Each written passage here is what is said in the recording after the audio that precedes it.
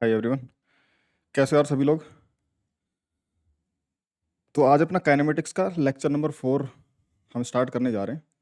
और काइनेमेटिक्स के 3 लेक्चर्स में हमने पहले लेक्चर में डिस्टेंस डिस्प्लेसमेंट के बारे में डिटेल में पढ़ा, फिर सेकंड लेक्चर में हमने स्पीड और वेलोसिटी के बारे में पढ़ा, फिर थर्ड थर्ड लेक्चर में हमने एक्सेलरेशन और फिर उसके बारे में क्वेश्चंस कर रहे थे, हमने एवरेज वेलोसिटी स्पीड वगैरह के क्वेश्चंस कर रहे थे। तो आज फोर्थ लेक्चर है। आज अपन ये एवरेज वेलोसिटी एवरेज स्पीड वगैरह इन सब को ख़त्म करने वाले हैं, इन सब के बारे में डिटेल क्वेश्चन करके अच्छे अच्छे और इसको कंप्लीट करेंगे। और फिर नेक्स्ट लेक्चर से हम इसके काइनेमेटिक्स के जो डिफरेंशियल फॉर्मेट्स हैं और वन डी मोशन पे हम आगे एक तरफ फॉरवर्ड करेंगे।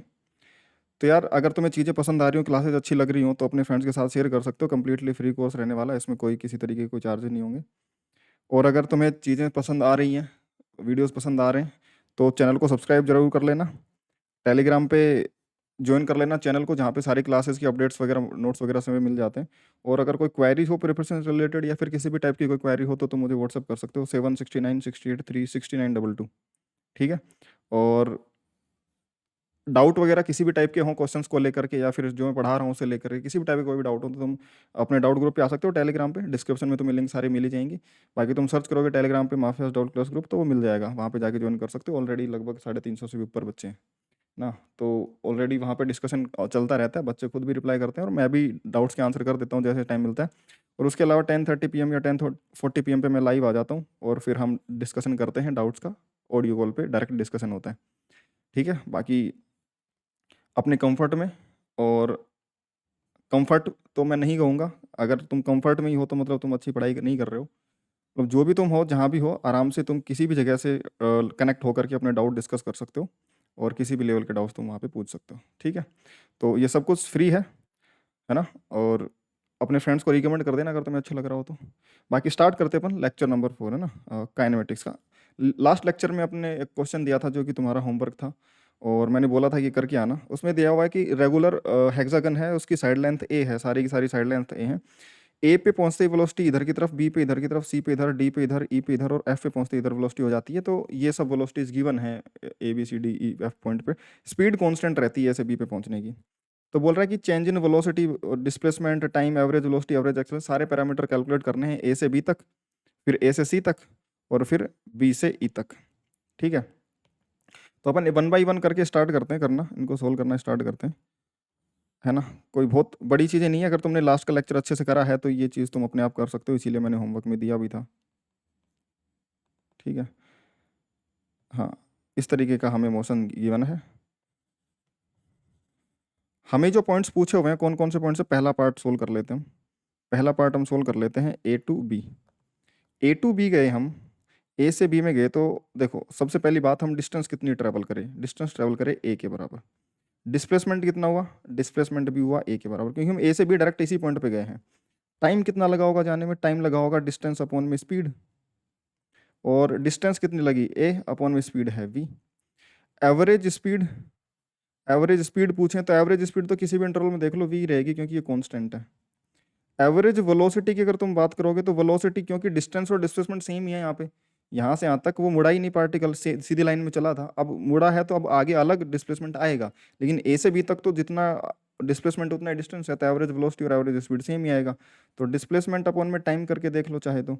डिस्प्लेसमेंट है अपना ए, अपॉन में टाइम है ए अपॉन में वी, ए से ए कट गया वी, एवरेज वेलोसिटी आ गई। समझ में आई क्या बात। तो ये बेसिक से पैरामीटर्स हैं। लेकिन ए पे वेलोसिटी इस तरफ है और बी पे वेलोसिटी इस तरफ हो गई है, तो उस इंस्टेंट पे तुम्हें इनमें बताना है कि जो चेंज इन वेलोसिटी और एवरेज एक्सेलरेशन है वो क्या होंगी। बाकी सारे पैरामीटर्स तो इजी हैं कैलकुलेट करना। लेकिन ये जो पूछे हुए हैं टाइम, एवरेज, एवरेज एक्सेलरेशन और एवरेज वेलोसिटी, या फिर हम बोले चेंज इन वेलोसिटी, वो सब कैलकुलेट करना थोड़ा सा यहाँ पे हमें देखना पड़ेगा। हम इसको उठा लेते हैं, ये जो लाइन ए बी है, इस लाइन ए बी पे इनिशियल वेलोसिटी है इस डायरेक्शन में, इनिशियल वेलोसिटी है v, और फाइनल वेलोसिटी बी पॉइंट पे है इस तरफ। v मैग्नीट्यूड सेम ही है, लेकिन ये v फाइनल वेक्टर है, इसको v इनिशियल वेक्टर बोल सकते हैं। क्लियर है। अब अगर हम बात करें रेगुलर पॉलीगन के अंदर, रेगुलर पॉलीगन के अंदर अगर ये सेंटर है, तो सेंटर को अगर सभी वर्टिसेस से ज्वाइन करूंगा तो सारे वर्टिसेस आइडेंटिकल है इसके लिए। तो जो सेंटर पे जो एंगल सबटेंड होंगे ये सारे आइडेंटिकल होंगे, यानी कि ये सारे के सारे एंगल अगर मैं मानूँ तो ये थीटा थीटा है मान लो, तो 6 थीटा किसके बराबर होगा? 360 डिग्री, पूरा सर्कल बन जाएगा 6 थीटा में। और पूरा सर्कल बन रहा है तो एक थीटा किसके बराबर हो जाएगा? एक एंगल थीटा 60 डिग्री के बराबर। ये एंगल 60 डिग्री है। साथ में देखो इस ये वाली साइड और ये वाली साइड इक्वल होने वाली है, क्योंकि सेंटर से इस वर्टेक्स की डिस्टेंस देखो, चाहे इसकी रेगुलर पॉलीगन है, दोनों में ये डिस्टेंस सेम आएंगे, तो ये दोनों इक्वल हैं, तो ये दोनों एंगल भी इक्वल इक्वल होंगे। तो ये 60 डिग्री बच गया था, ये 60 डिग्री था, तो ये टोटल 120 बचे थे। 180 में से 60 माइनस होने के बाद 120 भी आधे आधे 60 60, यानी कि सारे के सारे एंगल 60 60 बच गए। तो सारे के सारे 60 60, तो ये क्या बन जाएंगे? इक्विलेटरल ट्रायंगल्स बन जाएंगे। यानी कि ये डिस्टेंसेस भी क्या ही होंगी बेटा? ये सारी की सारी डिस्टेंसेस भी सेंटर से वर्टिसेस की डिस्टेंसेस भी ए ही होंगी, जो कि इसका रेगुलर पॉलीगन का साइड है।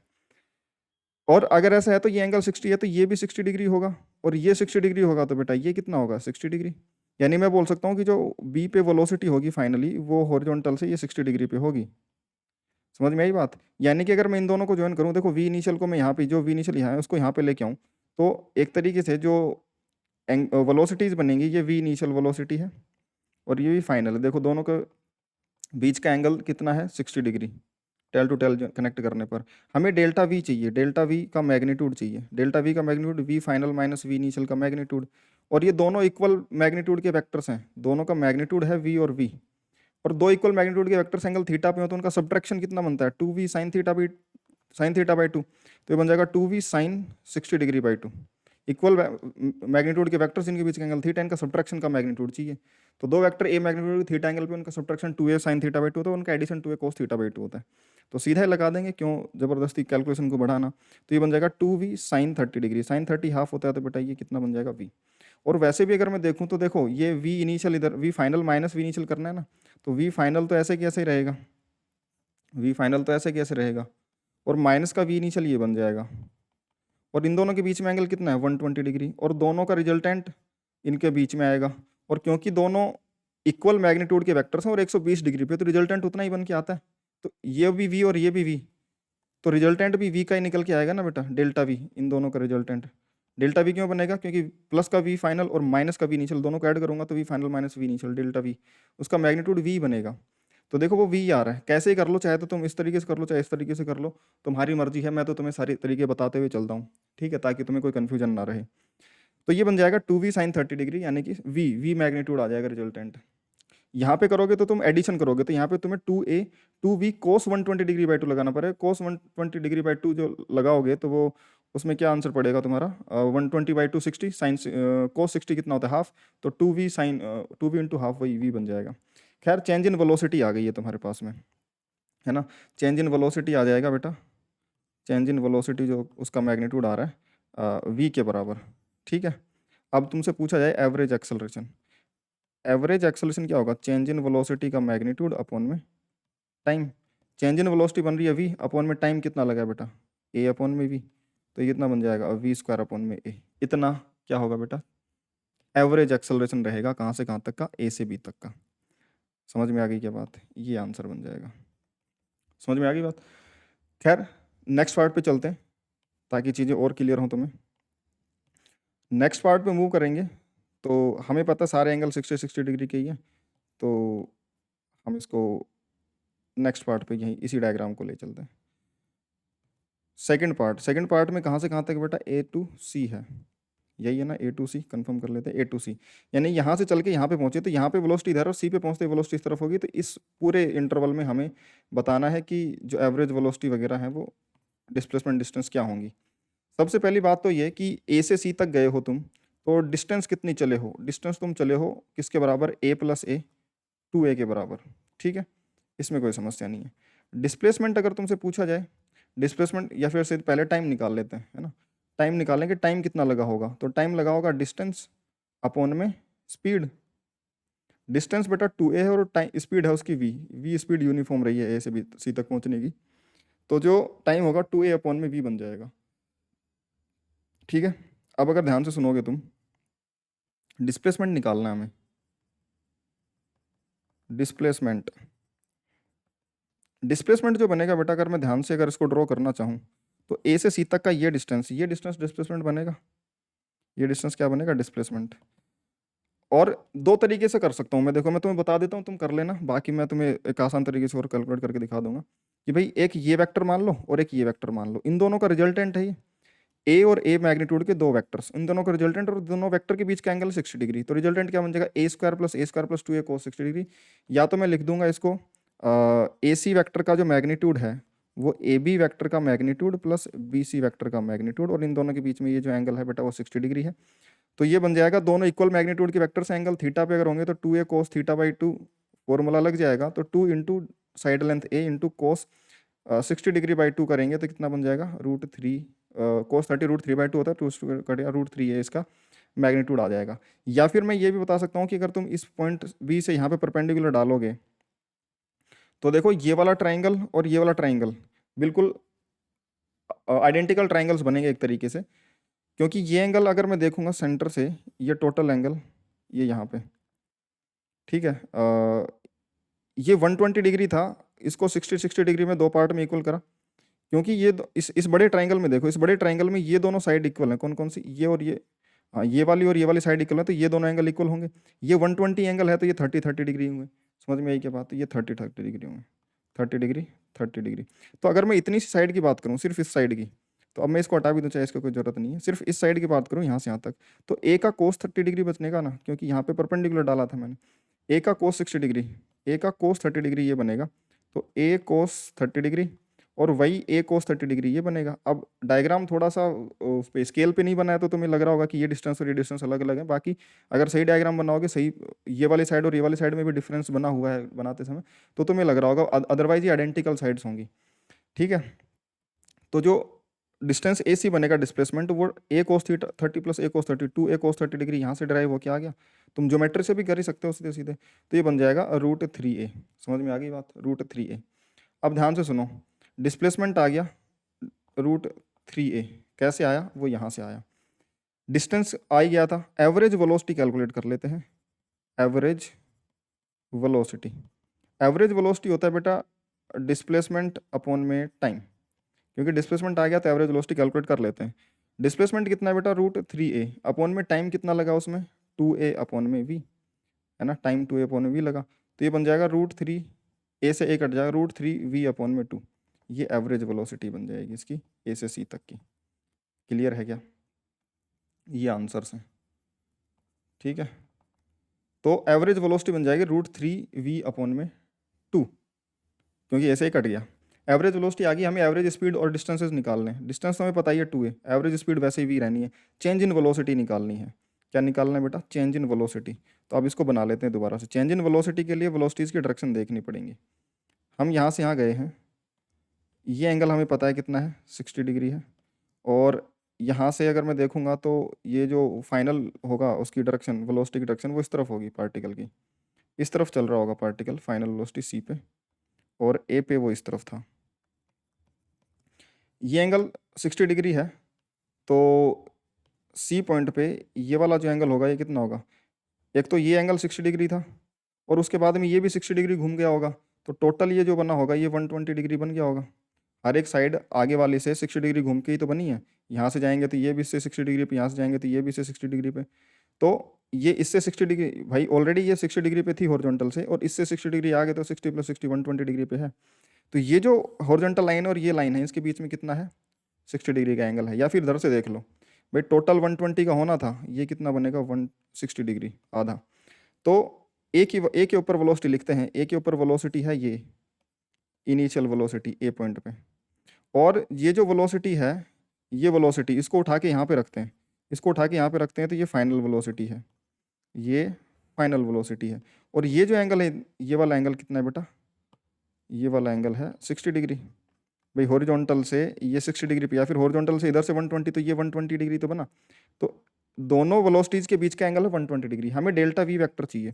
डेल्टा वी वेक्टर देखो, दोनों का मैग्नीट्यूड सेम है v और एंगल 120 डिग्री है, तो क्या बन जाएगा 2v sin θ/2, फॉर्मूला लग जाएगा सब्ट्रैक्शन का, तो बन जाएगा 2v sin 120 डिग्री बाई 2, और ये बनता है sin 60 और √3/2, तो डेल्टा वी वेलोसिटी का magnitude, sorry delta we velocity का मैग्नीट्यूड ये कितना बन जाएगा √3v।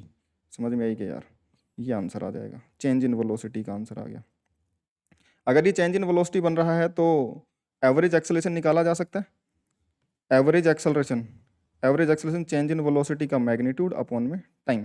चेंज इन वेलोसिटी बेटा बन रहा है √3v, और टाइम कितना लग रहा है 2a अपॉन में v, तो ये बन जाएगा √3 v² अपॉन में 2a। क्या बन गया बेटा? √3 v² अपॉन में 2a। ये चेंज इन वेलोसिटी का मैग्नीट्यूड आ गया। क्लियर है? अब ध्यान से सुनो। अब हम थर्ड पार्ट दे रखा है B2E। B2E में क्या बनेगा? थर्ड पार्ट और बना लेते हैं। हाँ, B2E। B2E को देख लेते हैं, बीच में से कोई 2 पॉइंट उठा के दे दिए हमें, तो हम उनको देख लेंगे, कोई समस्या ही नहीं हमें। तो B से E पे गए तो हम B से E यहाँ से ऐसे चल रहे हैं। समझ में आई बात? B से E डायगोनली अपोजिट पॉइंट्स हो गए एक तरीके से देखा जाए तो। हेक्सागन के डायगोनली अपोजिट पॉइंट्स हैं B एंड E। अगर मैं बोलूँ कि ये वेलोसिटी B इधर की, वेलोसिटी V की इधर की, ये इधर की तरफ, और ये इसके साथ में इतना एंगल इसका, इतना ही एंगल इसका, तो मैं बोलूँगा ना कि यार ये वेलोसिटी और ये वेलोसिटी एक दूसरे के एंटी पैरेलल हैं। क्लियर है क्या? ये एंगल 60 डिग्री बन रहा होगा, ये भी एंगल 60 डिग्री बन रहा होगा। तो मैं ए और ई को अगर मैं दोनों, सबसे पहली बात तो मैं डिस्टेंस लिखूँ, ये a+a+a, डिस्टेंस जो ट्रैवल करी होगी, डिस्टेंस बनी होगी 3a। दूसरा डिस्प्लेसमेंट भी मैं सीधे ही लिख सकता हूँ। डिस्प्लेसमेंट ये क्या बनता है? देखो, ये इक्विलेटरल ट्रायंगल थे, ये साइड ए थी, ये भी ए थी, तो बी ई जो टोटल डिस्प्लेसमेंट होगा बी ई के बराबर, वो किसके बराबर है बेटा? 2a के बराबर है। ठीक है क्या? टाइम कितना लगा होगा? टाइम लग गया होगा डिस्टेंस अपॉन में स्पीड। डिस्टेंस बेटा 3a लगी और स्पीड v था, 3a/v इतना टाइम लगा। एवरेज वेलोसिटी निकाली जा सकती है क्योंकि डिस्प्लेसमेंट सीधे ही आ गया। एवरेज वेलोसिटी क्या बेटा? एवरेज वेलोसिटी, एवरेज स्पीड तो v रहेगी क्योंकि कांस्टेंट है। एवरेज वेलोसिटी डिस्प्लेसमेंट अपॉन में टाइम, डिस्प्लेसमेंट अपॉन में टाइम क्या बन जाएगा? डिस्प्लेसमेंट कितना? 2a अपॉन में टाइम कितना? 3a अपॉन में v। तो ये a से कट जाएगा, 2v/3, ये तुम्हारी एवरेज वेलोसिटी बन जाएगी। क्लियर है क्या? अब तुमसे चेंज इन वेलोसिटी और एवरेज एक्सेलरेशन पूछा जाए तो चेंज इन वेलोसिटी कैसे निकालोगे? सबसे पहले तुम ई और बी को बना लोगे। ये बी है और ये ई है। यहाँ पे वेलोसिटी इस तरफ है, हॉरिजॉन्टल से कितने पे? 60 डिग्री पे। यहाँ पे वेलोसिटी हॉरिजॉन्टल से 60 डिग्री पे है, और यहाँ पे भी हॉरिजॉन्टल 60 डिग्री पे है, लेकिन नीचे की तरफ। यहाँ पे भी हॉरिजॉन्टल से 60 डिग्री, क्योंकि ये हॉरिजॉन्टल है, इससे 60 डिग्री पे ये बनेगा, इससे 60 डिग्री पे, 60 डिग्री पे तो घूमी हुई है साइड, सारी साइड से एक दूसरे से, तो ये 60 डिग्री नीचे। तो ये जो वेलोसिटी आएगी वो भी 60 डिग्री नीचे है, लेकिन सेम मैग्नीट्यूड की, लेकिन इधर 60 डिग्री पे है और ये इधर 60 डिग्री पे है। ये वी इनिशियल बन जाएगा, मैग्नीट्यूड इसका भी वी, और ये भी फाइनल बन जाएगा, मैग्नीट्यूड वी ही है। तो मैं बोल सकता हूँ दोनों इक्वल एंड अपोजिट वेलोसिटीज हैं, ऐसे और ऐसे बिल्कुल। तो एक ही पॉइंट पर अगर रखें इसको तो ये वी फाइनल, फिर ये वी इनिशियल और ये वी फाइनल। अब दोनों के बीच में 180 का डिग्री का एंगल है, 180 डिग्री। डेल्टा वी चाहिए हमें, हमें क्या चाहिए? डेल्टा वी वेक्टर का मैग्नीट्यूड, तो वो बन जाएगा V final minus V initial का मैग्नीट्यूड। या तो वही लगा दूं, यही लगा 2v साइन θ/2, तो 2v साइन 180/2 कितना बन जाएगा? साइन 90, और साइन 90 1 होता है, तो ये 2v बन जाएगा। या फिर तुम ध्यान से देखो, V final minus V initial करना है ना, तो वी फाइनल किधर है? वी फाइनल इधर की तरफ है, वो तो ऐसे कैसे रहा, और minus of V initial, minus of V initial इधर की तरफ ही ऐसे ऐड होगा, इसमें माइनस ऑफ वी इनिशियल। अब इन दोनों का रिजल्टेंट ही तो बताना है, और वो रिजल्टेंट v + v2v, क्योंकि पैरेलल है, वी फाइनल और माइनस का वी इनिशियल यहाँ पे पैरेलल हो गए, तो सीधे ऐड हो जाएंगे, 2v बनेगा, और वो हमने 2v वैसे भी निकाल लिया। ठीक है, तो डेल्टा वी का जो मैग्नीट्यूड है वो कितना आ रहा है बेटा? 2v आ रहा है। ये आंसर आ गया। अब एवरेज एक्सेलरेशन पूछा जाए तुमसे, एवरेज एक्सेलरेशन पूछा जाए तो एवरेज एक्सेलरेशन बताने बेटा वो बन जाएगा डेल्टा वी का मैग्नीट्यूड अपॉन में डेल्टा टी, और ये कितना बन जाएगा? ये 2v अपॉन में डेल्टा टी कितना है बेटा? 3a अपॉन में v, तो ये बन जाएगा 2v² अपॉन में 3a। क्लियर है क्या? कितना बन जाएगा? 2v² अपॉन में 3a। तो ये आंसर्स है ना, और इस तरीके से हम कैलकुलेट कर लेंगे एवरेज वेलोसिटी, स्पीड वगैरह सारी चीज़ें। तो आई होप कि ये तुम खुद से कर पाए होगे, और अगर नहीं कर पाए तो अभी देख के तुम्हें समझ में आ गया होगा। ठीक है, नेक्स्ट पार्ट पे चलते हैं। नेक्स्ट क्वेश्चन है तुम्हारे पास में कि एक पार्टिकल है, वो x = 10 sin t के हिसाब से घूमता है, वो चल रहा है x एक्सिस पे, वेलोसिटी एक्सेलरेशन वगैरह ये सब बतानी है हमें। तो वेलोसिटी कितनी इंस्टेंट पे? पहला सवाल अगर सोल्व करें, पहला हमसे सोल्व करा जाए तो पहले में हम बोलेंगे velocity at t = pi second. तो x तुम्हें दे रखा है 10 sin t। सबसे पहले तो वेलोसिटी इंस्टेंटेनियस निकालने के लिए तो तुम्हें dx/dt करना पड़ेगा, यही बात है ना, वेलोसिटी इंस्टेंटेनियस निकालने के लिए तुम्हें dx/dt करना पड़ेगा, वो बन जाएगा 10 × साइन का डिफरेंशिएशन cos t। तो किसी भी इंस्टेंट पे जो वेलोसिटी का फंक्शन होगा वो 10 cos t बनेगा। एक्सेलरेशन वगैरह के बारे में चर्चा करनी है तो हम एक्सेलरेशन भी निकाल लेते हैं, एक्सेलरेशन dv/dt, या फिर मैं बोल सकता हूँ कि भाई एक्स का एक बार डिफरेंशिएशन ये है तो दूसरी बार एक्सेलरेशन बन रहा है, तो एक्स का डबल डेरिवेटिव भी बोल सकता हूँ, d2x अपॉन में dt square, higher order derivative हमने पढ़ा तब समझा था इस चीज़ को बेसिक मैथ्स में। तो tan इंटू कोस का डिफरेंशिएशन माइनस का साइन टी, तो माइनस का tan साइन टी, तो एक्सेलरेशन जो बन रहा है वो माइनस का tan साइन टी बन रहा है। क्लियर है क्या? अब किसी भी इंस्टेंट पे एक्सेलरेशन वेलोसिटी तो निकाली जा सकती है। जो पहला क्वेश्चन है कि velocity at T equal to pi, velocity at T equal to pi, पहला सवाल यहाँ पे velocity at T equal to pi, तो वेलोसिटी जो है tan कोस टी है, tan कोस टी इसका फंक्शन है, और tan इंटू कोस में पाई रख देंगे, कोस पाई होता है बेटा -1, कोस 180 डिग्री -1 होता है, तो ये बन जाएगा माइनस का 10 मीटर पर सेकंड। यानी कि T equal to pi second में पार्टिकल नेगेटिव एक्स एक्सिस की तरफ चल रही होगी, वो पोजीशन क्या होगी उसका नहीं पता, लेकिन डायरेक्शन वेलोसिटी की माइनस एक्स एक्सिस में होगी। दूसरा अगर मैं देखूं कि एक्सेलरेशन पूछा हुआ है, एक्सेलरेशन सेम टाइम पे पाई सेकंड पे एक्सेलरेशन, एक्सेलरेशन माइनस का 10 साइन टी, ये बन जाएगा माइनस का 10 साइन पाई। अब साइन पाई होता है बेटा 0, तो एक्सेलरेशन 0 मीटर पर सेकंड इसका। यानी कि इस इंस्टेंट पे जिस समय वेलोसिटी माइनस का 10 है, एक्सेलरेशन 0 है पार्टिकल की। लेकिन क्या हमेशा ही 0 है?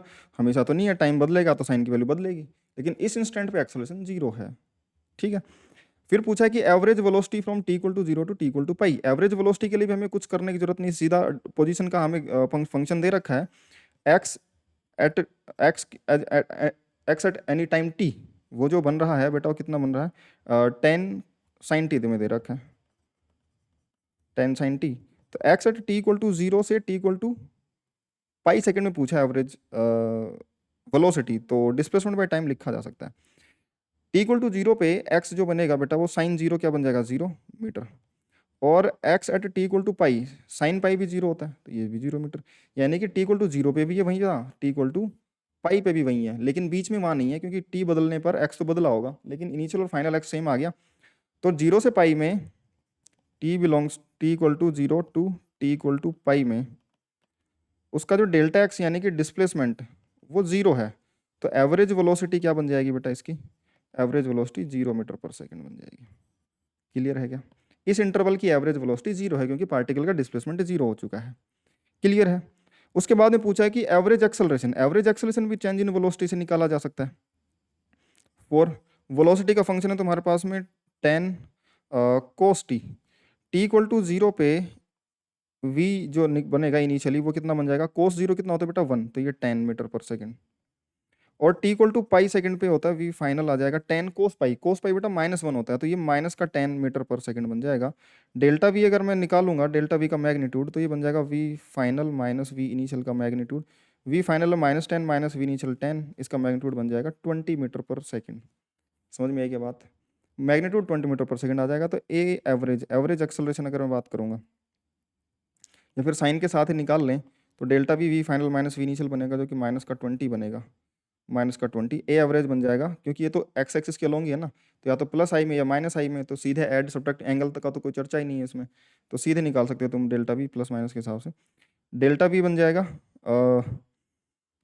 Sorry acceleration delta we upon में डेल्टा वी है माइनस का 10, और टाइम कितना लगा इसमें 0 से पाई में, ये पाई, तो कितना बन जाएगा माइनस का 10 अपॉन में पाई, -10 अपॉन में पाई मीटर पर सेकंड स्क्वायर।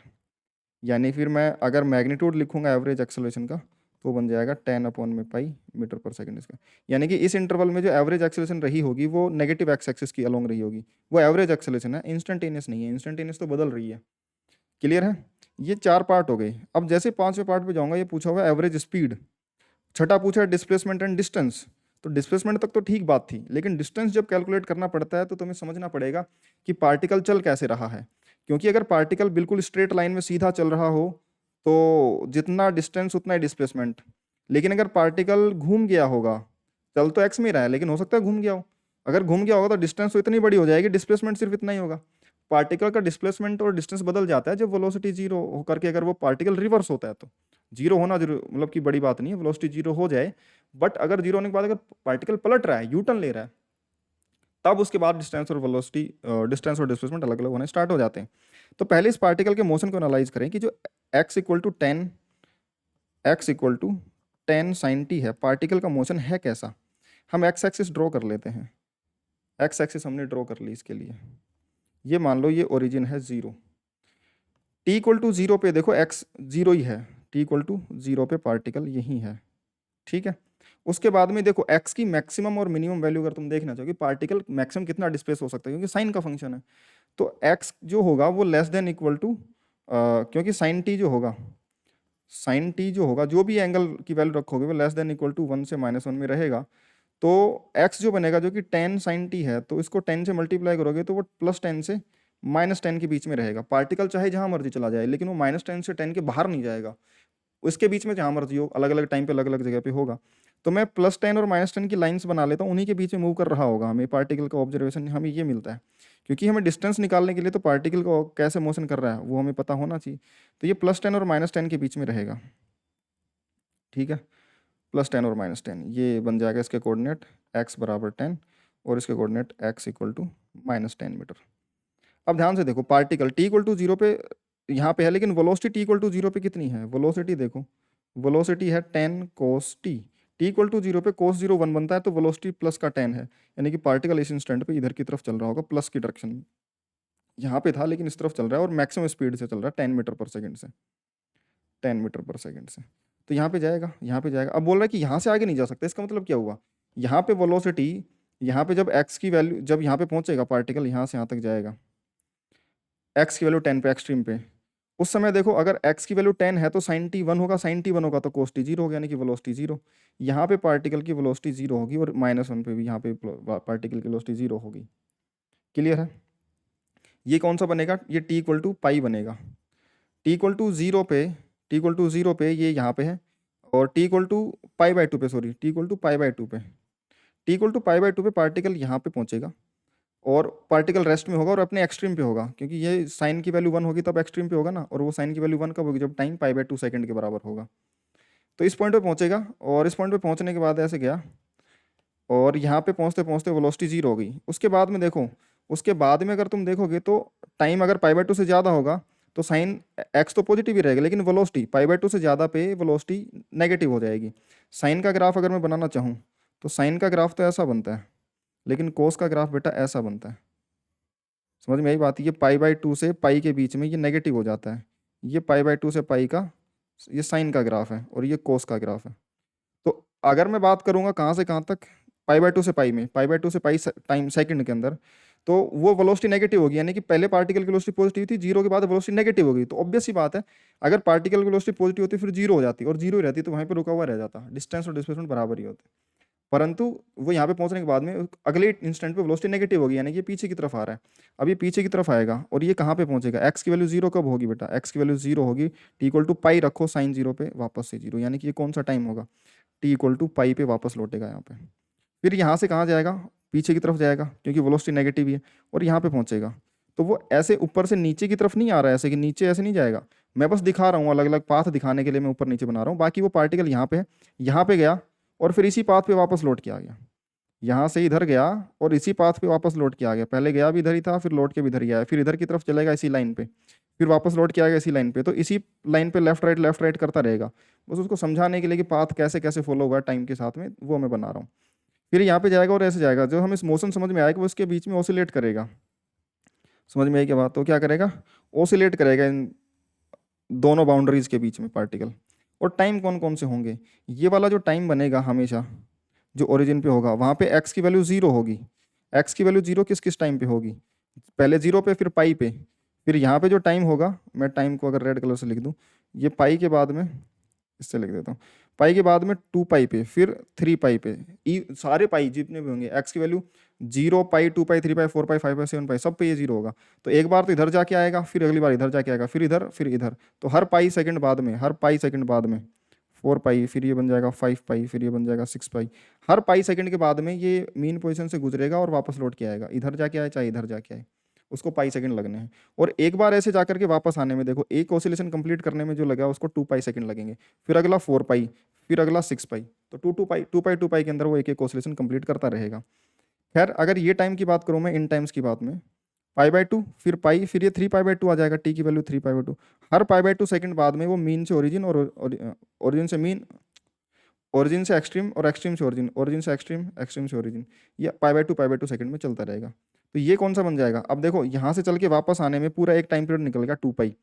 तो ये क्या बन जाएगा, पाई के बाद में 2 पाई ऐड कर दो, या फिर 2 पाई के बाद में π/2 लिखोगे तो ये 5π/2 बन जाएगा, फिर ये 6π/2, फिर ये 7π/2, फिर ये 8π/2, फिर ये 9π/2, फिर ये 10π/2, ये 11π/2, फिर ये 12π/2, ये 13π/2। ये टाइम्स होंगे जिन जिन पे कहाँ कहाँ होगा, हमने पूरा इसका एनालिसिस कर लिया।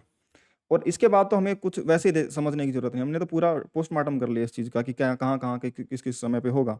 अब जो क्वेश्चन पूछे गए हैं कि एवरेज स्पीड फ्रॉम t=0 से t=2π, तो पांचवें क्वेश्चन का आंसर देने के लिए हमें डिस्टेंस की जरूरत थी। t=0 से t=2π में डिस्टेंस कितनी चला, हमें ये देखना पड़ेगा एवरेज स्पीड के लिए। डिस्टेंस कितना चला, यहाँ से यहाँ तक गया और 2π में यहाँ पे देखो, यहाँ से यहाँ तक 10, फिर 10, फिर 10 और फिर 10। समझ में आई क्या बात, ये 10 मीटर है और ये भी 10 मीटर है। तो पहले 10 इधर गया, फिर 10 इधर आया 20, फिर 10 इधर गया 30, फिर 10 इधर आया 40। तो 0 से 2π सेकंड के अंदर जो डिस्टेंस वो ट्रेवल करा वो 4 टाइम्स 10 यानी कि 40 मीटर की डिस्टेंस ट्रेवल करा, और टाइम जो लगा उसको वो 2π सेकंड लगा 0 से 2π में। वही तो इंटरवल है 0 से 2π का। तो एवरेज स्पीड अगर मैं बात करूँगा, एवरेज स्पीड वो बन जाएगी बेटा वी एवरेज कितनी बन जाएगी, डेल्टा वी अपॉन में डेल्टा टी, डिस्टेंस अपॉन में टाइम, 40 अपॉन में 2π कितना बन जाएगा बेटा 20 अपॉन में पाई, यानी कि हाँ 20 अपॉन में पाई मीटर पर सेकंड, इतनी एवरेज स्पीड बन जाएगी। क्लियर है क्या? ठीक है, ये इसका 5th क्वेश्चन का आंसर था। अगला क्वेश्चन इसमें पूछा हुआ है डिस्प्लेसमेंट पाई से 5π में, पाई से और 5π में डिस्प्लेसमेंट कितना। देखो किसी भी पाई पे तो वो ओरिजिन पे ही है, बट डिस्टेंस अलग होगी। 6 में अगर मैं आंसर देना चाहूँ, 6th क्वेश्चन का अगर मैं आंसर देना चाहूँ तो 6th क्वेश्चन में क्या बनेगा, 6th क्वेश्चन में पाई से 5π, पाई पे कहाँ पे है, पाई पे ये ओरिजिन पे है, फिर ये गया होगा यहाँ से 2π, फिर ये 3π, फिर ये 4π, फिर ये 5π। डिस्प्लेसमेंट तो जीरो ही है जहाँ पे यहीं, यानी कि ऐसे ही जा जाके बार बार वापस आ जा रहा है। पाई पे भी यहीं पे था, 5π पे भी यहीं पे था, तो डिस्प्लेसमेंट तो कितना हो जाएगा बेटा 0, t=π टू t=5π। तो डिस्प्लेसमेंट तो कितना बनेगा बेटा 0 मीटर का डिस्प्लेसमेंट होगा। और डिस्टेंस कितना बनेगा, डिस्टेंस के लिए देख लेते हैं, हम इसको देख लेंगे कहाँ से कहाँ तक गया। 0 से पाई, पाई के बाद में 10 मीटर इधर, +10 +10 +10 +10 +10 +10 +10, कितनी बार 1 2 3 4 5 6 7 8, 8 टाइम्स ऐड होगा, कितना कितना 10 10 10। तो कितना हो जाएगा बेटा ये 8 टाइम्स 10 ऐड होगा, तो 8 × 10 ये कितना चलेगा बेटा 80 मीटर डिस्टेंस चल चुका होगा। क्लियर है यार? तो अगर तुम्हें ये चीज़ें समझ में आ रही, पार्टिकल टर्न होता है तो किधर जाता है, कैसे स्पीड देखते हैं, कैसे डिस्प्लेसमेंट देखते हैं, कैसे एवरेज वेलोसिटी में चेंज, एक्सेलरेशन, ये सब, तो मतलब अब इससे ज़्यादा तुम्हें इसके बारे में ज़्यादा क्वेश्चंस करने की जरूरत नहीं है। मतलब बहुत सफिशिएंट नंबर ऑफ क्वेश्चंस हमने करे हैं, और बहुत डिटेल में अलग अलग पैरामीटर्स के अलग अलग टाइप के फंक्शंस पे हमने इसको कैलकुलेट करना सीखा है। ठीक है, अब हम जाते हैं कि कोई फंक्शन ही दे दिया जाए तो उसी से एवरेज निकालना। कोई भी फंक्शन होता है तो हमने बेसिक मैथ्स में पढ़ा था कि कोई भी y as a function of x given है तुम्हें, कोई भी y as a function of x given है तुम्हें, तो तुम बोलोगे कि ये इस तरीके से कोई फंक्शन है, ठीक है ना, इसका एवरेज तुम्हें बताना है किसी भी इंटरवल में। तो किसी भी इंटरवल में तुम्हें एवरेज बनाना है, कहाँ से कहाँ तक का, मान लो तुम्हें एवरेज बताना है यहाँ से और यहाँ तक का एवरेज बताना है। ठीक है, तो अगर तुमने बेसिक मैथ्स की क्लासेस करी हैं तो मैंने तुम्हें वहाँ पे भी एक्सप्लेन किया था एवरेज का कंसेप्ट क्या होता है। एवरेज कंसेप्ट ये होता है कि हाँ यहाँ से यहाँ तक इसमें अपने को एवरेज बताना है। एवरेज का कंसेप्ट ये है कि यहाँ पे ये जो एरिया देगा ना इंटीग्रेशन y dx, ये जो देगा y as a function of x है, यहाँ से ये जो एरिया मिलेगा हमें वो तो इंटीग्रेशन से मिलेगा, इंटीग्रेशन y dx कहाँ से कहाँ तक, ये x1 से x2 तक, x1 से x2 तक, x1 से x2 तक, ये डेल्टा x है, ये डेल्टा x है। ठीक है, एवरेज वैल्यू क्या होती है कि इसे सेम एरिया तुम्हें कौन सी y की कांस्टेंट वैल्यू दे देगी, y की कौन सी कांस्टेंट वैल्यू तुम्हें ये सेम एरिया दे देगी। तो मैं मान लिया कि y की ये वाली वैल्यू है जो हमें ये सेम एरिया प्रोवाइड करवा देगी, ये वाली वैल्यू है मान लो। तो ये वैल्यू कब बनेगी भाई, देखो अगर मैं बात करूं कि ये वाला एरिया हमें कंसिडर करना था, ये टोटल एरिया ये इतना देना था। अब अगर मैं इसको कांस्टेंट ये वाली एवरेज वैल्यू क्यों बोल रहा हूँ, मैं बोल रहा हूँ कि अगर मैं ये वाली एवरेज वैल्यू लूंगा तो ये एक्स्ट्रा एरिया कवर हो जाएगा, ये वाला छूट जाएगा। अगर ये जितना छूटा और इतना ये कवर हुआ, ये दोनों बराबर होंगे तो देखो एक सिंपल रेक्टेंगल बन जाएगा, और इसका एवरेज वैल्यू ये बन जाएगा कि तुम्हें वेरिएबल वैल्यूज देखने की जरूरत नहीं है, तुम इस कॉन्स्टेंट वैल्यू से देख लो, इस कॉन्स्टेंट वैल्यू को सेम डेल्टा एक्स में रखोगे, वाई की ये वाली average value same delta x में सेम एरिया तुम्हें प्रोवाइड करवा देगी, वो उसका एवरेज वैल्यू होती है। ठीक है ना। तो ये क्या बन जाएगा, मान लो हमने ये देख लिया कि ये एरिया, यहाँ से ये जो एरिया निकल के आया बेटा, ये एरिया किसके बराबर निकल के आएगा, सिंपल ये इसको बोल देंगे वाई एवरेज वैल्यू, वाई की एवरेज वैल्यू, जो भी function Y as a function of X है, तो वाई का एवरेज निकालना है तो हम वाई का मतलब एवरेज ये है, तो ये एरिया किसके बराबर निकल के आएगा बेटा, वाई की average value into simple delta x. और डेल्टा एक्स को मैं ऐसा भी लिख सकता हूँ, इंटीग्रेशन डी एक्स भी लिख सकता हूँ। इंटीग्रेशन डी एक्स कहाँ से कहाँ, x1 से x2 तक, वो डेल्टा एक्स ही बनेगा, डी एक्स का इंटीग्रेशन एक्स और x2 माइनस x1 उसकी लिमिट रखने पे बन जाएगा। तो जो एवरेज का मतलब ये होता है कि एवरेज जो तुम इंटीग्रेशन वाई डी एक्स से निकाल रहे हो ना x1 से x2 तक, वही same Y average into delta X बन जाए, या फिर Y average into D X कहाँ से कहाँ तक, x1 से x2 तक। तो जो वाई एवरेज बनेगा, Y average integration Y D X upon में integration D X, simple. D X का इंटीग्रेशन मतलब सिंपल ये डेल्टा एक्स ही है, इसको बस लिखने का तरीका है कि भाई ऊपर भी इंटीग्रेशन का फंक्शन नीचे भी इंटीग्रेशन का फंक्शन बन रहा है, तो थोड़ा दिखने में अच्छा लगता है, सिमेट्री से दिखती है, बाकी वो डेल्टा एक्स है सिंपल। और वो x1 से x2 तक, यहाँ पे लिमिट सेम लिमिट x1 से x2 तक। तो ये इसका एवरेज का मतलब होता है, किसी भी फंक्शन के एवरेज का, किसी भी फंक्शन के एवरेज का। अब तुम्हें दे दिया जाए कि वेलोसिटी का एवरेज निकालो, अब तुम बोलोगे कि हमारे पास तो एक्सेलरेशन x, v और a है ना, dx बाई डी टी हमने बोला था कि वेलोसिटी है, और dv बाई डी टी हमने बोला था कि एक्सेलरेशन है। तो x, v और a में अगर मैं बात करूँगी टाइम के साथ में अगर डिफ्रेंशिएट करूँगा, तो डिफ्रेंशिएशन करने पर इधर इस पे जाऊँगा, डिफ्रेंशिएशन पे इधर, और डिफ्रेंशिएशन का रिवर्स प्रोसेस वेलोसिटी पे आऊँगा, ये इंटीग्रेट करने पर मैं इसकी तरफ आऊँगा, एक्सेलरेशन की इंटीग्रेशन से वेलोसिटी की तरफ आऊँगा, और वेलोसिटी की इंटीग्रेशन से डिस्प्लेसमेंट की तरफ आऊँगा। और ये differentiation and integration, differentiation integration with respect to time होने वाले हैं, ठीक है, ये इनके बीच में रिलेशन होता है। तो अगर मैं velocity as a function of T given हो मुझे, अगर मुझे velocity as a function of T given हो, और velocity as a function of T अगर मुझे गिवन हो, तो वी एवरेज निकालने के लिए मैं या तो करूंगा कि इंटीग्रेशन फॉर वी एवरेज निकालने के लिए या तो मैं वी को D x by D T करूँगा, और एफ ऑफ टी तुम्हें गिवन होगा, तो डी एक्स को एफ ऑफ टी लिख करके डी टी यहाँ पे मल्टीप्लाई करके टी इक्वल टू T1 से T2 तक का डेल्टा एक्स कैलकुलेट करूँगा, और फिर मैं वी एवरेज लगाऊंगा डेल्टा एक्स अपॉन में डेल्टा टी। ये एक मेथड है। और दूसरा मेथड क्या होगा कि अगर मुझे वेलोसिटी का सीधे टाइम के साथ फंक्शन दे दिया, तो इसी का एवरेज तो निकालना है, किसी भी फंक्शन का एवरेज टाइम के साथ में जो बनेगा, वी एवरेज क्या बनेगा, integration V D T upon में इंटीग्रेशन डी टी। तो ये इंटीग्रेशन एफ ऑफ टी जो है, ये एफ ऑफ टी वेलोसिटी तो है, तो इंटीग्रेशन वी डी टी हम यहाँ पे कैलकुलेट कर रहे हैं अलग से, या फिर हम सीधे इसी में रख के लें और फिर कैलकुलेट कर ले, तो वो तो एक ही बात है। इंटीग्रेशन वी डी टी तुम्हें देगा क्या, इंटीग्रेशन वी डी टी हमें देगा भी डिस्प्लेसमेंट ही ना, तो इंटीग्रेशन वी डी टी हमें डिस्प्लेसमेंट ही दे रहा है, तो उसमें कोई फर्क नहीं है मैं यहाँ पे सीधे रख के करूँ या फिर अलग से कैलकुलेट करके करूँ। समझ में आ गई क्या बात। और इंटीग्रेशन डी टी तुम्हें क्या दे देगा, ये तुम्हें डेल्टा टी दे देगा नीचे, क्लियर है। या फिर for acceleration as a function of T दे दिया जाए, तो एवरेज एक्सेलरेशन फिर क्या बन जाएगा, integration A D T upon में इंटीग्रेशन डी टी। क्योंकि इंटीग्रेशन ए डी टी क्या होता है बेटा, integration A D T change in velocity होता है। इंटीग्रेशन ए डी टी क्या बनेगा, इंटीग्रेशन ए डी टी तुम्हें बनेगा चेंज इन वेलोसिटी, यही देगा। क्योंकि acceleration D V by D T है, डी वी बनेगा ए डी टी, इंटीग्रेशन करोगे तो यहाँ से डेल्टा वी तो बन रहा है, डेल्टा वी तो इंटीग्रेशन ए डी टी है। तो यहाँ से भी कर सकते हो, चीज़ें सेम वही है, हमने डिफाइन करी वही बन जा रही हैं। तो या तो तुम्हें कोई फंक्शन दे रखा हो तो डायरेक्ट तुम इंटीग्रेट वगैरह करके एवरेज वैल्यू निकाल सकते हो, ठीक है, ऐसे भी तुम कर सकते हो एवरेज वगैरह अगर तुमसे पूछा जाए तो, ठीक है। अब तुमसे पूछा गया है कि velocity of a particle at any instant is given as velocity 2t minus 4 metre पर सेकंड के हिसाब से एवरेज वेलोसिटी गिवन है तुम्हें। तो पूछा जाएगा एवरेज वेलोसिटी बताओ, एवरेज एक्सेलरेशन और एवरेज स्पीड बताओ 0 से 4 सेकंड के अंदर। ध्यान से सुनो, पहला सवाल है अगर एवरेज वेलोसिटी का ही सवाल है, तो एवरेज वेलोसिटी, वेलोसिटी का तो फंक्शन ही integration V D T upon में इंटीग्रेशन डी टी करके सीधा ही निकाल लो।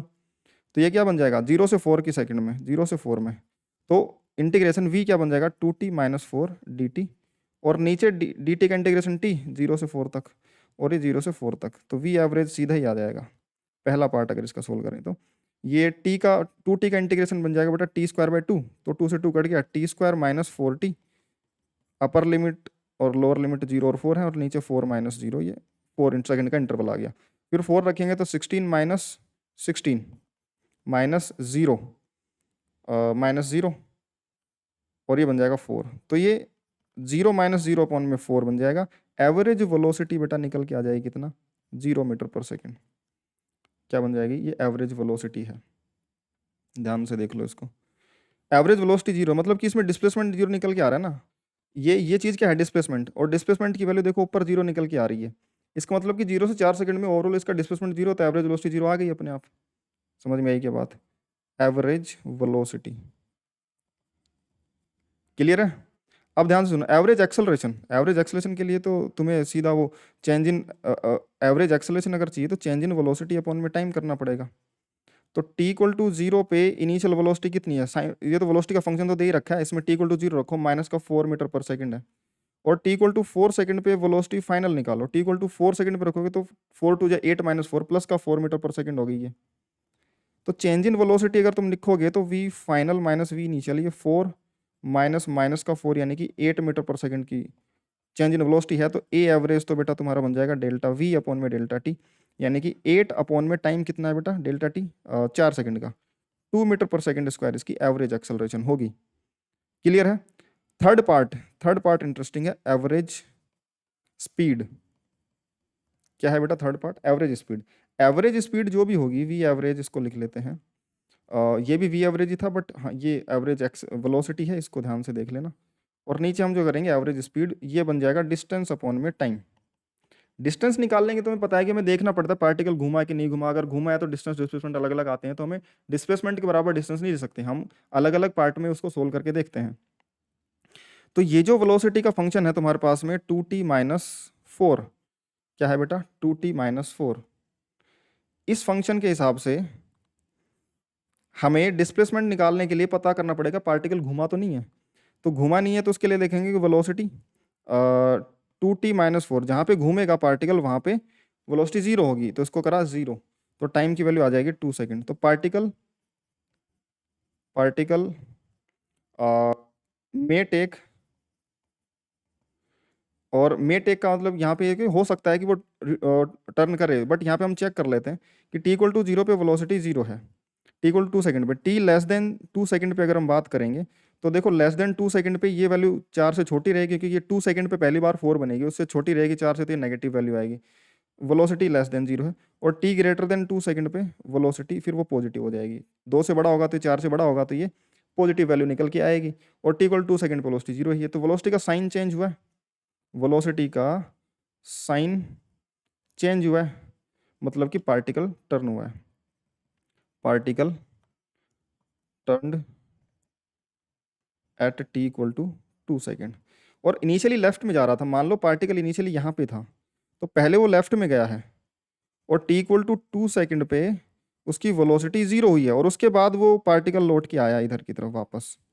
समझ में आई क्या बात। और t इक्वल टू 4 सेकेंड पे, 0 से 4 सेकेंड में हमने ये देखा, ध्यान से देखो, 0 से 4 सेकेंड में हमने देखा था कि डिस्प्लेसमेंट जीरो निकल के आया था, तो 0 से 2 सेकेंड में जितना पीछे गया होगा उतना ही 2 से 4 में आगे की तरफ आया होगा, हम ऐसा बोल सकते हैं। और अगर ऐसा है तो फिर हम ये डिस्प्लेसमेंट निकाल लेते हैं। हमें एक तरीके से ये d1 डिस्प्लेसमेंट और ये d2 डिस्प्लेसमेंट, डिस्टेंस निकालने के लिए हमें डिस्टेंस अगर हमें चाहिए तो d1 डिस्प्लेसमेंट का मैग्नीट्यूड प्लस d2 डिस्प्लेसमेंट का मैग्नीट्यूड। अब वेलोसिटी डिस्प्लेसमेंट तो वही निकाला जाता है इंटीग्रेशन v dt से, बट उसका मैग्नीट्यूड ले लेंगे, दोनों के v dt का मैग्नीट्यूड, और 0 से 2 और 2 से 4 में ब्रेक कर लेंगे इसको, ये t equal to 0, t equal to 2 और t इक्वल टू 4। तो 0 से 2 और 2 से 4 में अलग अलग डिस्प्लेसमेंट निकालेंगे, उसके मैग्नीट्यूड ऐड कर देंगे, या फिर मुझे पता है कि ये दोनों इक्वली होने वाले हैं, क्योंकि 4 सेकंड में हमने ऊपर कैलकुलेट करा कि वो डिस्प्लेसमेंट जीरो हो गया, तो यहाँ पे ये 2 टाइम्स सीधा ही लिख सकता हूँ मैं, इसको सीधा ही लिख सकता हूँ 2 times magnitude of integration V D T 0 से 4, लेकिन इसको मैं 0 से 2 सीधा 0 से 4 में इंटीग्रेट नहीं कर सकता, क्योंकि वो डिस्प्लेसमेंट जीरो दे देगा। समझ में आई क्या बात। और ऐसा मैंने इसलिए लिखा क्योंकि इंटीग्रेशन वी डी टी 0 से, क्योंकि डिस्प्लेसमेंट d1 d2 हमें पता है कि मैग्नीट्यूड इक्वल आने वाले हैं, d1 और d2, और नहीं पता हो, हमें नहीं पता हो कि जीरो आएंगे कि नहीं आएंगे, तो हम दोनों बार अलग अलग लिमिट लगा के उसको कैलकुलेट कर लेंगे। तो d1 डिस्प्लेसमेंट अगर मैं देखूं वो इंटीग्रेशन वी डी टी बन जाएगा, या फिर उसको हाँ displacement as a function of time ही निकाल लेते हैं। ये दूसरा तरीका ये भी हो सकता है, इसको या तो इंटीग्रेट कर लो, या फिर दूसरा तरीका कि वेलोसिटी जो है, वेलोसिटी का फंक्शन 2t माइनस 4, इसको dx बाई dt रख दो, और displacement as a function of time पूरा ही कैलकुलेट कर लो, किसी भी इंस्टेंट पे निकाल लो डिस्प्लेसमेंट, तो dx आ जाएगा 2t माइनस 4 dt, और इसको इंटीग्रेट कर लो, t इक्वल टू 0 पे डिस्प्लेसमेंट जीरो, तो t इक्वल टू t पे डिस्प्लेसमेंट x कितना होगा वो निकाल लो। तो x बन जाएगा 2t continue T square by 2, 2 से 2 कट गया, माइनस 4t और प्लस कांस्टेंट तो लगाने की जरूरत नहीं है, upper limit minus lower limit 0 से t। तो ये डिस्प्लेसमेंट आ जाएगा किसी भी इंस्टेंट पे टी स्क्वायर माइनस 4t। और हमें पता है कि ये t इक्वल टू 0 से 2 पे अलग निकालना है। पहला d1 displacement x t equal to 2 का minus x t equal to 0 को, फाइनल माइनस इनिशियल x। 2 पे जो x बनेगा वो कितना बनेगा बेटा, 2 का square 4, 4 minus 8, 4 minus 8 minus T equal to 0 पे वो 0 है। तो इनिशियल डिस्प्लेसमेंट जो बनेगा d1 वो तो माइनस का 4 मीटर बनेगा। और d2 डिस्प्लेसमेंट जो बनेगा d2 वो x t इक्वल टू 4 का माइनस उसमें से x t इक्वल टू 2 का। तो 4 पे जो डिस्प्लेस 4 रखेंगे तो 4 4 16 माइनस 4 4 16 माइनस 0, ये सॉरी, और 2 सेकंड का तो डिस्प्लेसमेंट 2 सेकंड पे वैल्यू आई थी माइनस का 4, तो ये बन जाएगा d2 प्लस का 4 मीटर। हमें तो डिस्टेंस निकालना है, डिस्टेंस तो सीधा ही आ जाएगा d1 का मैग्नीट्यूड प्लस d2 का मैग्नीट्यूड, और हमें पता था वो 4 और 4 है, तो 4 प्लस 4 8 मीटर बन जाएगा डिस्टेंस। तो अब एवरेज स्पीड निकाली जाएगी। एवरेज स्पीड जो बनेगी बेटा वो डिस्टेंस अपॉन में टाइम। डिस्टेंस है बेटा 8 मीटर जो चला है और टाइम उसको लगा है 4 सेकंड का, तो एवरेज स्पीड जो लगेगी बेटा वो 2 मीटर पर सेकंड की चलेगी। क्लियर है क्या यार? इस तरीके से हम क्वेश्चंस को कर सकते हैं, अटेम्प्ट कर सकते हैं चीज़ों में। ठीक है, तो ये अच्छे अच्छे क्वेश्चंस हैं, इनसे तुम्हें तुम्हारी जो ग्रिप बनेगी क्वेश्चंस को अटेम्प्ट करने की वो बहुत स्ट्रॉन्ग हो जाएगी। तो क्वेश्चंस बहुत इंपॉर्टेंट है तुम्हारे लिए। अगला बोला कि for a particle moving along X axis its displacement is given as, ये दे रखा है displacement 2t square minus 4t, ये गिवन है। Average velocity, average speed, average acceleration t equal to 0 से t इक्वल टू 2 सेकंड में हमें बताने हैं। देखो वेलोसिटी बनेगी dx बाई dt, इसको डिफरेंशिएट करेंगे तो 4t माइनस 4, ठीक है। और एक्सेलरेशन जो बनेगा इसका डिफरेंशिएशन dv बाई dt, वो बन जाएगा कितना 4। तो देखो एक्सेलरेशन जो आया वो 4 मीटर पर सेकंड स्क्वायर, और ये कांस्टेंट आ गया, कांस्टेंट आ गया, तो एवरेज एक्सेलरेशन तो एवरेज एक्सेलरेशन ए एवरेज तो सेम ही रहेगा, विल रिमेन सेम, क्योंकि कांस्टेंट वैल्यू का एवरेज वही रहेगा। कांस्टेंट वेरिएबल वैल्यूज की एक वैल्यू जो कांस्टेंट रहती है वो उसका एवरेज कहते हैं, वो खुद ही कांस्टेंट है तो उसका एवरेज भी वही रह जाएगा फिर। तो कांस्टेंट वैल्यू आ जाएगी 4 मीटर पर सेकंड। एवरेज एक्सेलरेशन तो सीधा ही है, चेंज इन वेलोसिटी यहाँ पे निकालते तुम, चेंज इन वेलोसिटी निकाल करके डिवाइड बाई टाइम करते तो वो सेम ही आता। ठीक है, एवरेज वेलोसिटी निकालना है। एवरेज वेलोसिटी निकालने के लिए ये एक पार्ट हो गया। दूसरा वी एवरेज निकालने, एवरेज वेलोसिटी, ये एवरेज वेलोसिटी वाला पार्ट है, क्योंकि वेलोसिटी और स्पीड दोनों को सेम वी से लिखना पड़ता है, तो स्पेसिफाई कर लेते हैं लिख के कि एवरेज वेलोसिटी वाला पार्ट है। एवरेज वेलोसिटी वाले पार्ट में अगर देखोगे तो वी एवरेज डिस्प्लेसमेंट अपॉन में टाइम, कहाँ से कहाँ तक की बात करें, 0 से 2 सेकंड में, तो x की वैल्यू t इक्वल टू 2 पे माइनस x की वैल्यू t इक्वल टू 0 पे अपॉन में time 2 minus 0, delta x by delta t, displacement by time. तो t इक्वल टू 0 पे, और ये x डिस्प्लेसमेंट का ही टाइम है, तो 2 सेकंड में जो डिस्प्लेसमेंट आएगा 0 से 2 में, वो t इक्वल टू 0 पे तो डिस्प्लेसमेंट वैसे ही 0 है, क्योंकि डिस्प्लेसमेंट देखो 0 रखो डिस्प्लेसमेंट 0 है। और t इक्वल टू 2 सेकंड पे देख लो, 2 सेकंड पे देखो 2 का स्क्वायर 4, 4 2 जा 8 माइनस 4 2 जा 8, और माइनस इनिशियली तो 0 ही था डिवाइड बाई 2। एवरेज वेलोसिटी यहाँ पे कितनी आ गई बेटा 0 मीटर पर सेकंड।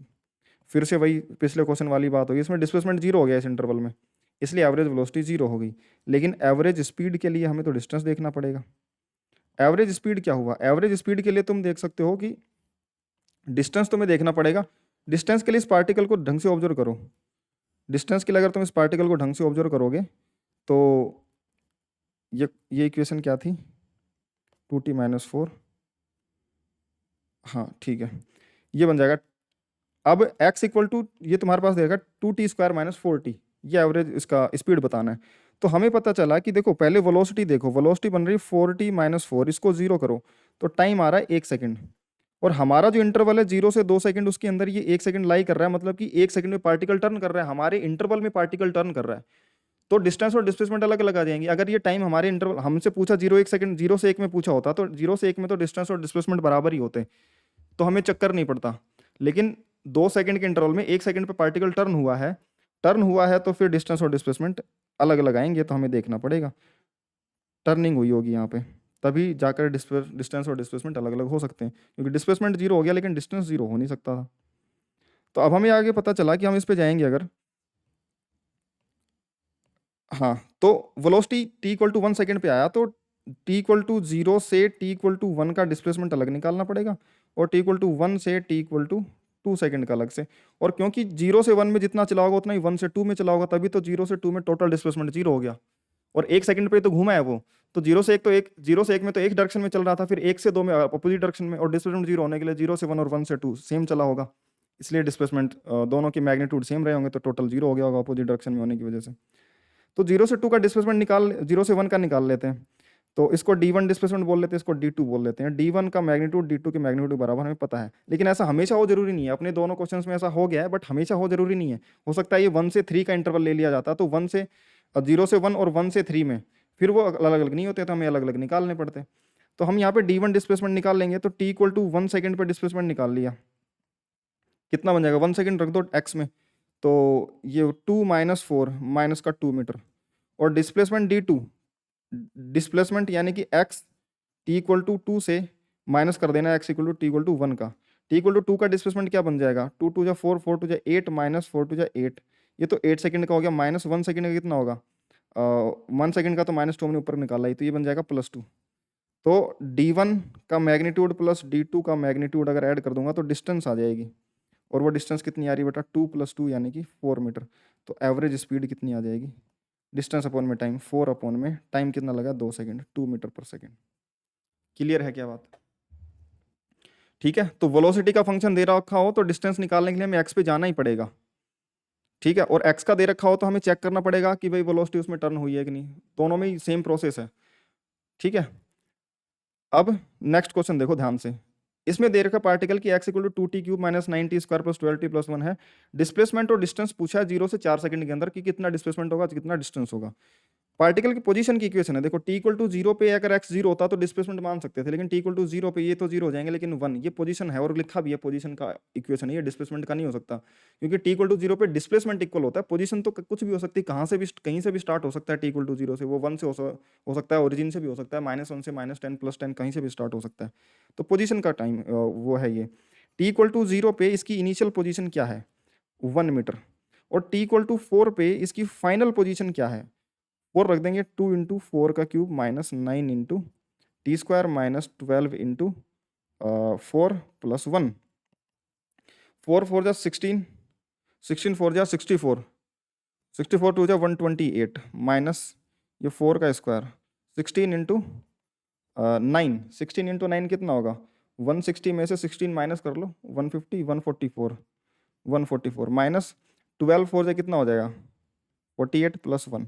ये ध्यान से कैलकुलेशन पे ध्यान दे लेना, मैं थोड़ा सा ऐसे जल्दीबाजी में कर रहा हूँ, है ना। तो 128 माइनस 48 करेंगे, तो यहाँ से देखो 28 गया तो यहाँ पे -20 बच गया, और यहाँ पे 100 बन गया, और 100 में से 20 और चला गया तो ये बन जाएगा 80, 80 माइनस 144, 144 में से 80 माइनस कर दो तो कितना बन जाएगा 20 और 40 60 64, और ये बन जाएगा 64 माइनस का प्लस में 1, तो ये माइनस का 63 मीटर बन जाएगा। देख लो कैलकुलेशन एक बार ध्यान से कर लेना, मैंने जल्दबाजी में करी है। यहाँ से देखो माइनस करो, 8 से 8 गया 0, 12 में से 8 गया 4 गया तो 8, 80, 80 माइनस 144, तो मैंने वो कर लिया 144 में से 80 माइनस कर लिया, तो ये 4, और ये कितना बन जाएगा 14 में से 8 गया तो 6, 64, लेकिन माइनस का ये, क्योंकि ये माइनस का बड़ा था, तो और प्लस 1, तो माइनस का 64 प्लस 1 माइनस का 63, सही है कैलकुलेशन।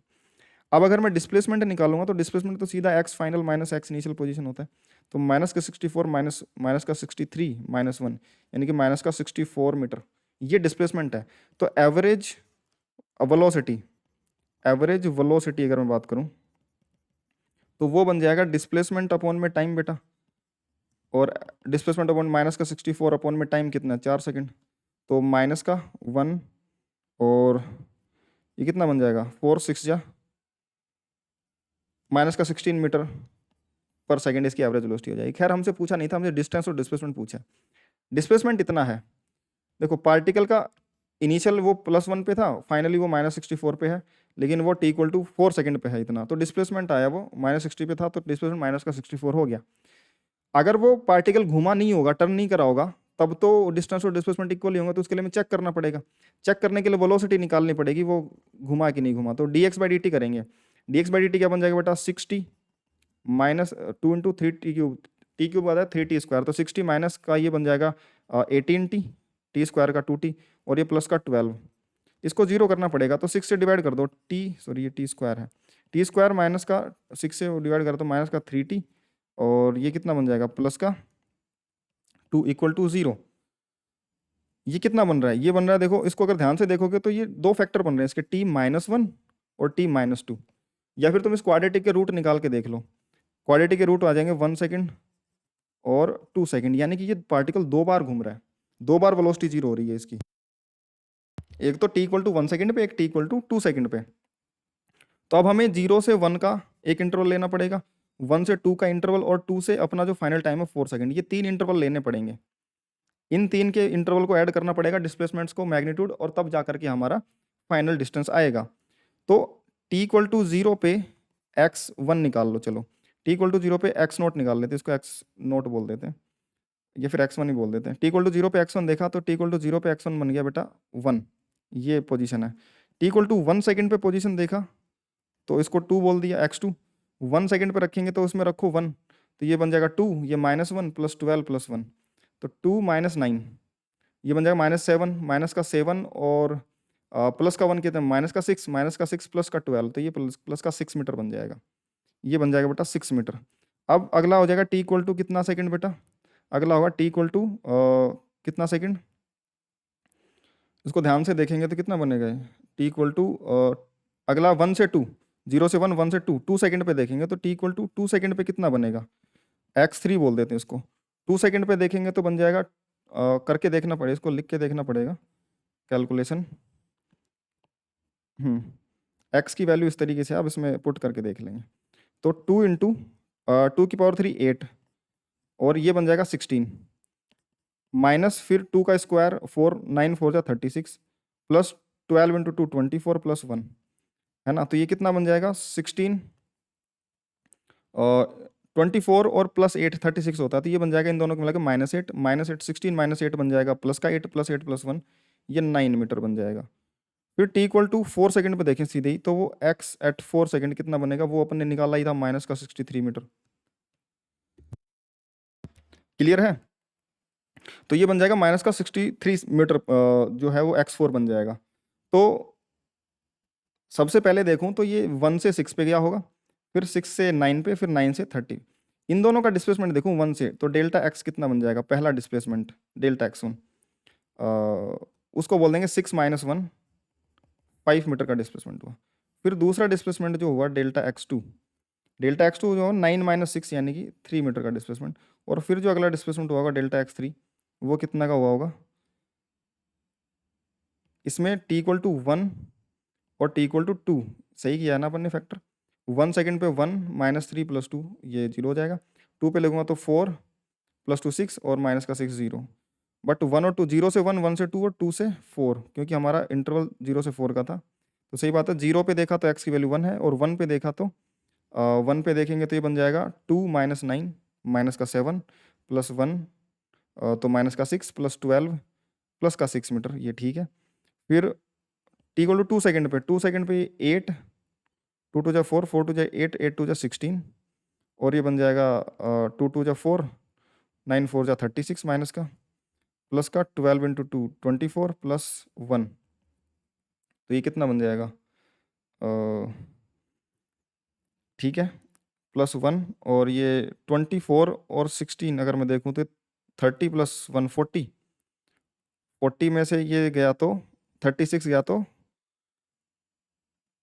अच्छा 40 में 36 गया तो ये बन जाएगा 4, 4 प्लस 1 5 मीटर आ रहा है, ये 5 मीटर आ रहा है ना कि 9 मीटर, तो ये 5 माइनस 6 करेंगे तो यहाँ पे ये -1 मीटर आएगा, तभी मैं देखो डिस्प्लेसमेंट का साइन चेंज क्यों नहीं हो रहा है ना, कैलकुलेशन में गड़बड़ी पकड़ में आ जाती है अगर तुम लॉजिक से चलो तो, कि यहाँ से यहाँ डिस्प्लेसमेंट बढ़ा तो यहाँ से यहाँ घटना चाहिए ना, ठीक है ना, तो x की पोजीशन 1 से 6 गई तो 6 से कम होनी चाहिए फाइनल पोजीशन, तभी तो पार्टिकल मुड़ा होगा। फिर उसके बाद में ये 5 पे था, 5 के बाद में इसकी जो पोजीशन है फाइनली वो x की वैल्यू 4 पे, वो हमने निकाली 4 4 जा, ये हमने निकाली कितनी 64 टू जा 128 माइनस 16 9 जा 16 9 जा 144 माइनस 48 प्लस 1, और ये माइनस का 63, ये बन रहा था, ठीक है। तो पहले ये 1 से 6 पे गया, फिर 1 से आया 5 पे, और 1 से गया 6 पे, 6 से आया ये घूम के 5 पे, और फिर 5 पे घूम के आगे की तरफ जाना था इसको, तो ये displacement t equal to 4 second पे भी प्लस में आना था, क्योंकि 2 बार घूमा है ना पार्टिकल, या फिर घूमा सिर्फ एक बार ही है यहाँ से चल के और फिर इधर ही चला गया है। एक्स की वैल्यू 4 पे हमें ढंग से कैलकुलेट करनी पड़ेगी वैल्यू, शायद हमने कुछ मिस्टेक ना कर दी हो। तो 128 माइनस 144, और ये आएगा तो नेगेटिव में एक्स की वैल्यू टी की वैल्यू 4 सेकंड पे।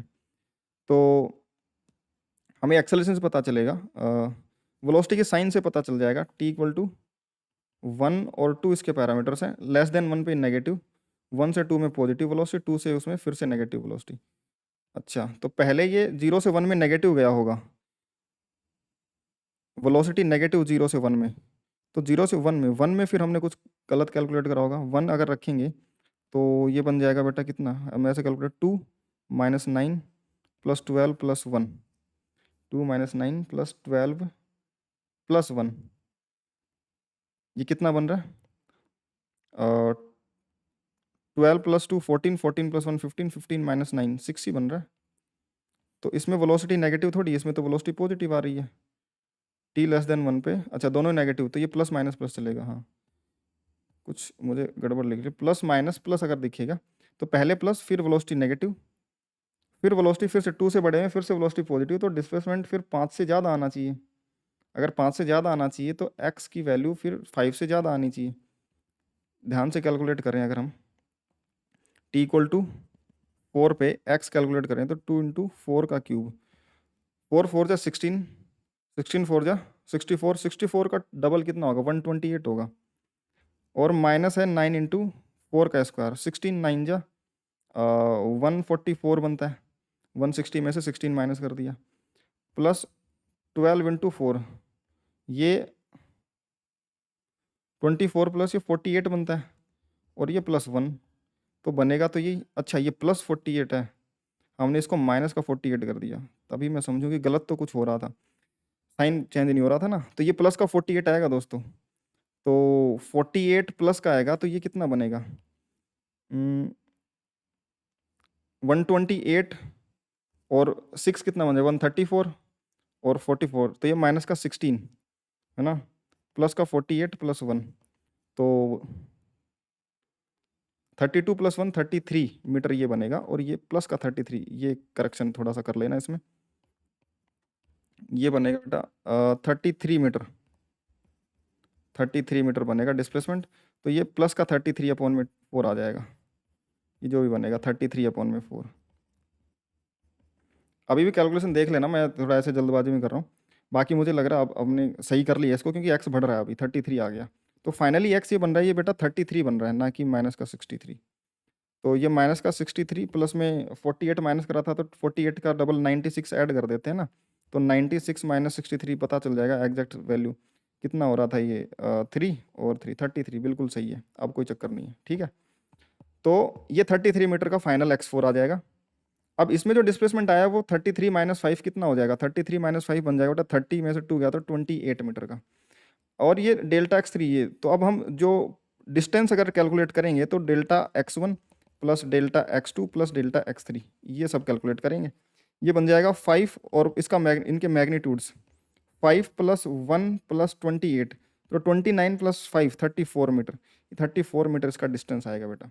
डिस्प्लेसमेंट कितना था, डिस्प्लेसमेंट 33 मीटर था, 0 से 4 सेकंड में डिस्प्लेसमेंट 33 मीटर है, और डिस्प्लेसमेंट है बेटा वो 34 मीटर है, क्योंकि ये 1 से 6 पे गया, 6 से पहले 5 पे वापस आया और फिर 5 से वापस आगे गया, तो 1 से 6 पे जाने का 5 तो ये था ही, तो डिस्प्लेसमेंट में एक्स्ट्रा क्या हुआ, यहाँ से यहाँ तक आया 6 से 5 का, एक बार जाना था वापस आना था और फिर इधर जाना था, तो एक बार तो चला ही गया था, फिर वापस आकर के फिर लौटा है, और फिर फाइनली 33 पे पहुंचा था, तो जो डिस्टेंस होगा उसमें ये वाला टर्न एक्स्ट्रा आ जाएगा, एक्स्ट्रा इंक्लूड हो जाएगा 6 से 5 के बीच का, तो 5 प्लस 1 प्लस 28, और ये 29 प्लस 5 34 मीटर, तो ये 33 मीटर डिस्प्लेसमेंट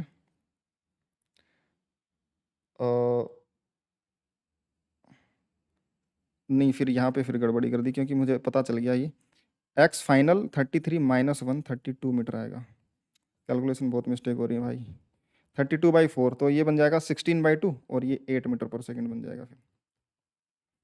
ठीक है, ये 32 बनेगा। और मुझे पता कैसे चला, क्योंकि मैं ये देख रहा था 1 से गया 6 पे।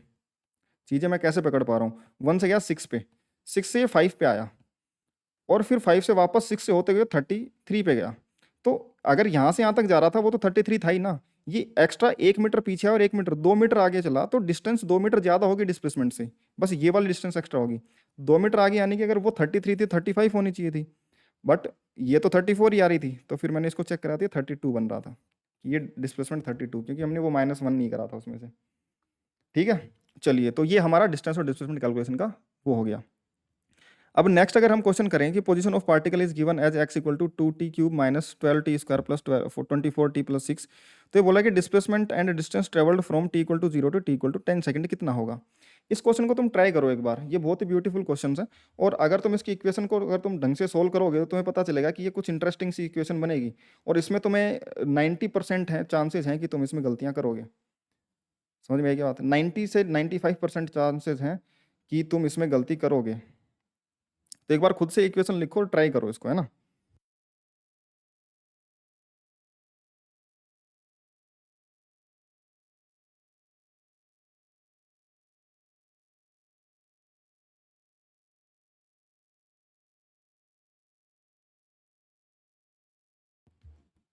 ट्राई करो इसको, क्वेश्चन इक्वेशन को ढंग से देखोगे तो तुम्हें चीज़ें समझ में आ जाएंगी।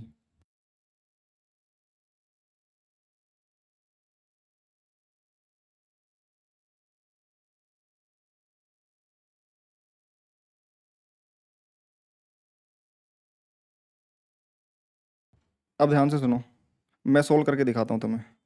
वीडियो पॉज करके अगर तुम ट्राई करना चाहो तो कर सकते हो, मैं वीडियो ज़्यादा लेंदी ना हो इसलिए मैं कर दे रहा हूँ इसको, क्वेश्चन को सोल्व। एक्स तुम्हें दे रखा है 2t³ minus 12t² plus 24t plus 6, इसका डिफ्रेंशिएट करो। हमें ये देखना पड़ेगा ना, टर्निंग वर्निंग 0 से 10 सेकंड का बड़ा इंटरवल है, टर्निंग वर्निंग देखना पड़ेगा। तो वेलोसिटी निकाली हमने डिफ्रेंशिएट करके dx/dt करके, ये बन जाएगा बेटा 6t² माइनस का 24t प्लस 24, और इस वेलोसिटी को 0 करके देखा तो 6 से डिवाइड कर दो, ये बन जाएगा t² minus 4t plus 4 equal to 0। Velocity जो बन रही है वो अगर तुम ध्यान से देखोगे तो इसके t-2 का होल स्क्वायर बन रही है, इसके दो रूट आएंगे इक्वल, और वो दोनों root t equal to 2 second आएगा। तो हम देख सकते हैं इसका स्क्वायर भी बन रहा है t-2 का होल स्क्वायर।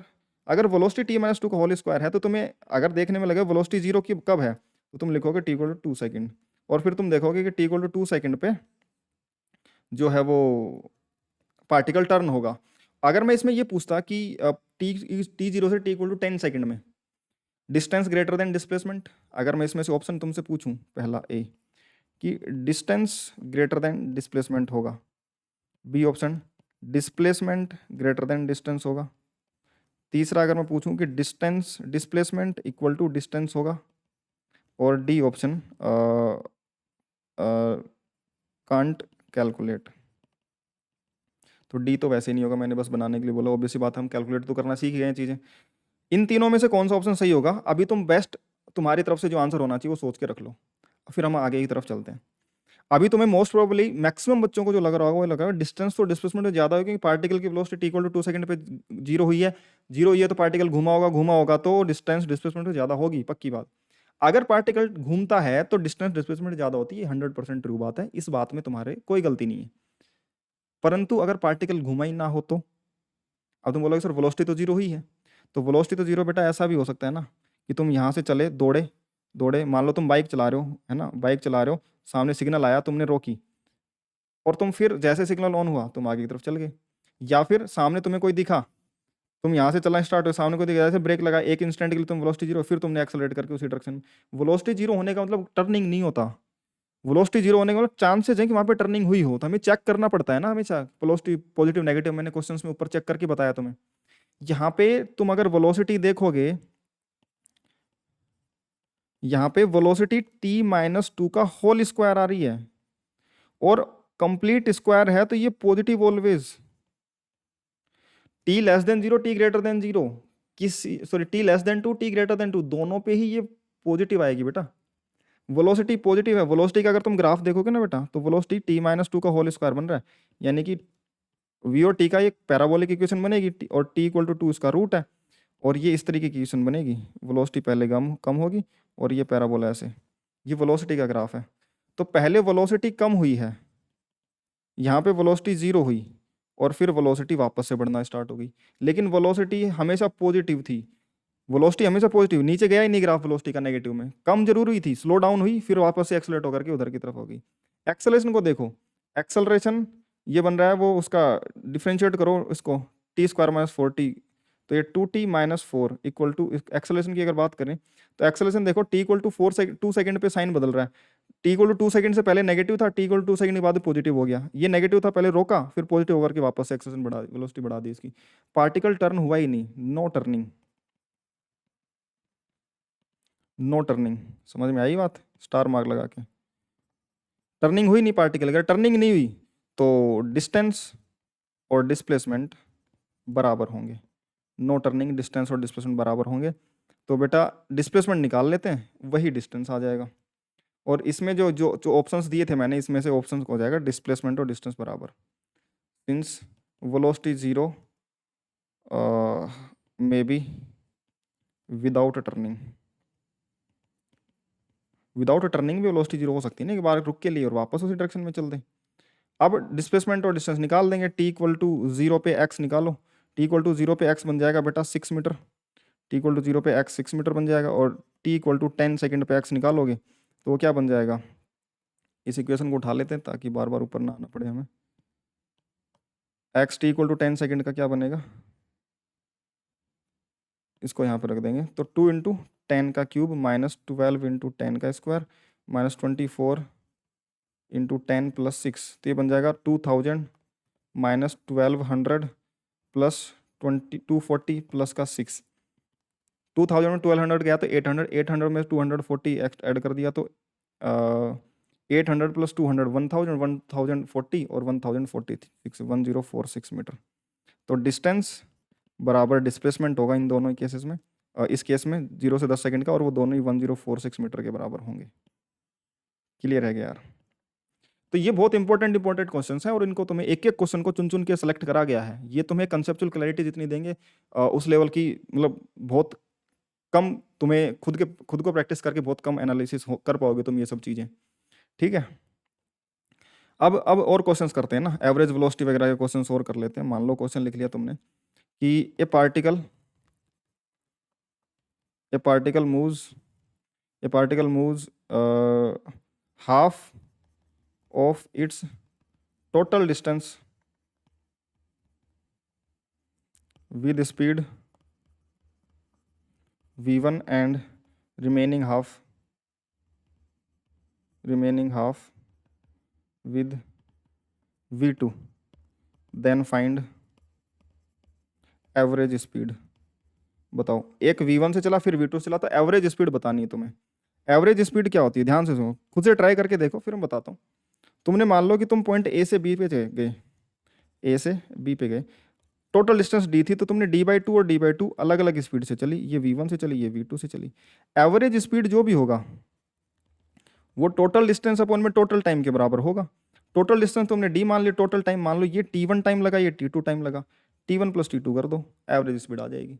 t1 कैसे निकलेगा, अब t1 कैलकुलेट करना है, t1 आ जाएगा डिस्टेंस अपॉन में स्पीड d/2 v1, और t2 कितना, इसको लिख देंगे d/2 v1, और t2 आ जाएगा d/2 अपॉन में स्पीड v2, ये d/2 v2।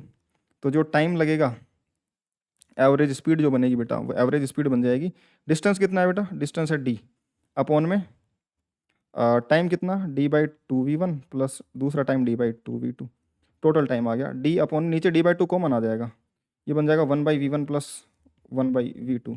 और मैं सही बता सकता हूँ कि तुम्हें जो लग रहा था आंसर बनेगा कि v1 प्लस v2/2 आ जाएगा, आधा आधा ही तो चला है, पर ध्यान से देखो आधी आधी डिस्टेंस चली, आधे आधे टाइम के लिए नहीं चला वो, तो 2 ऊपर चला जाएगा और नीचे ये बन जाएगा v1 v2 एलसीएम, तो v1 प्लस v2 अपॉन में v1 v2, और ये ऊपर चला जाएगा, तो एवरेज स्पीड बेटा क्या बन जाएगी, 2, एवरेज स्पीड बन जाएगी 2v1 v2 अपॉन में v1 प्लस v2, ये एवरेज स्पीड होगी पार्टिकल की, ठीक है।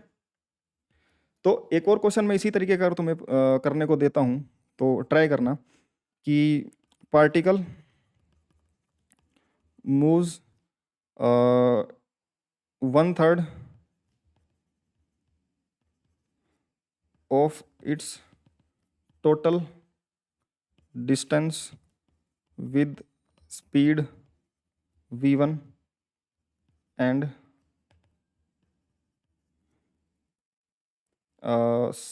सेकंड 1/3, दूसरा 1/3 जो होगा 1/3 इसका जो डिस्टेंस है with speed v2 and remaining with v3, find average speed. ठीक है, क्वेश्चन की लैंग्वेज में थोड़ा रफली लिख रहा हूँ, सवाल समझ जाओ क्या कहना चाह रहा है। ये बोलना चाह रहा है कि टोटल डिस्टेंस का 1/3 v1 से चला, 1/3 डिस्टेंस, फिर अगला 1/3 चला v2 से, फिर अगला 1/3 बाकी रिमेनिंग भी 1/3 ही बचेगा वो v3 से, तो एवरेज बताओ। तो अगर ऊपर वाला क्वेश्चन तुमने सही से करा है तो ये भी तो कोई मुश्किल क्वेश्चन नहीं है, इसको 3 पार्ट में ब्रेक कर लेंगे।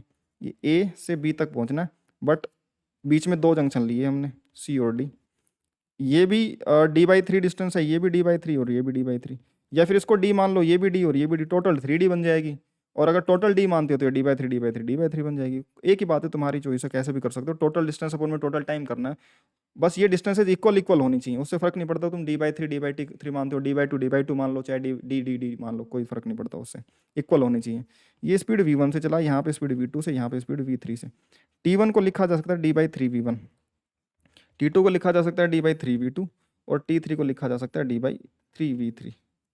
बस एवरेज स्पीड का निकाल लो, डिस्टेंस d अपॉन में total time, d/3 v1 plus d/3 v2 plus d/3 v3।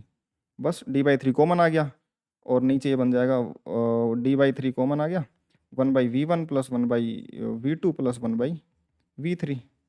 बस, और ये d से d कट गया, 3 ऊपर चला गया, 3 ऊपर चला गया, डिनोमिनेटर में क्या बन जाएगा, एलसीएम आ जाएगा v1 v2 v3, v1 v2 v3, पहले में को तो v1 एलसीएम में था ही, तो v2 v3 बन जाएंगे, प्लस में ये v1 v3 बन जाएगा दूसरे में, और इसमें v1 v2 बन जाएंगे, और ये ऊपर चला जाएगा तो v एवरेज स्पीड का क्या बन जाएगी बेटा, ये बन जाएगा 3 v1 v2 v3 अपॉन में v1 v2 plus v2 v3 plus v3 v1, ये एवरेज स्पीड बन जाएगी। समझ में आई क्या बात। तो ये छोटे छोटे क्वेश्चन हैं, लेकिन ये बहुत इंपॉर्टेंट है चीज़ों को समझने के लिए, अंडरस्टैंडिंग के लिए। एक और क्वेश्चन अगर मैं तुम्हें दूं तो इसको ट्राई करो कि ए particle moves in its moves for half time of its journey,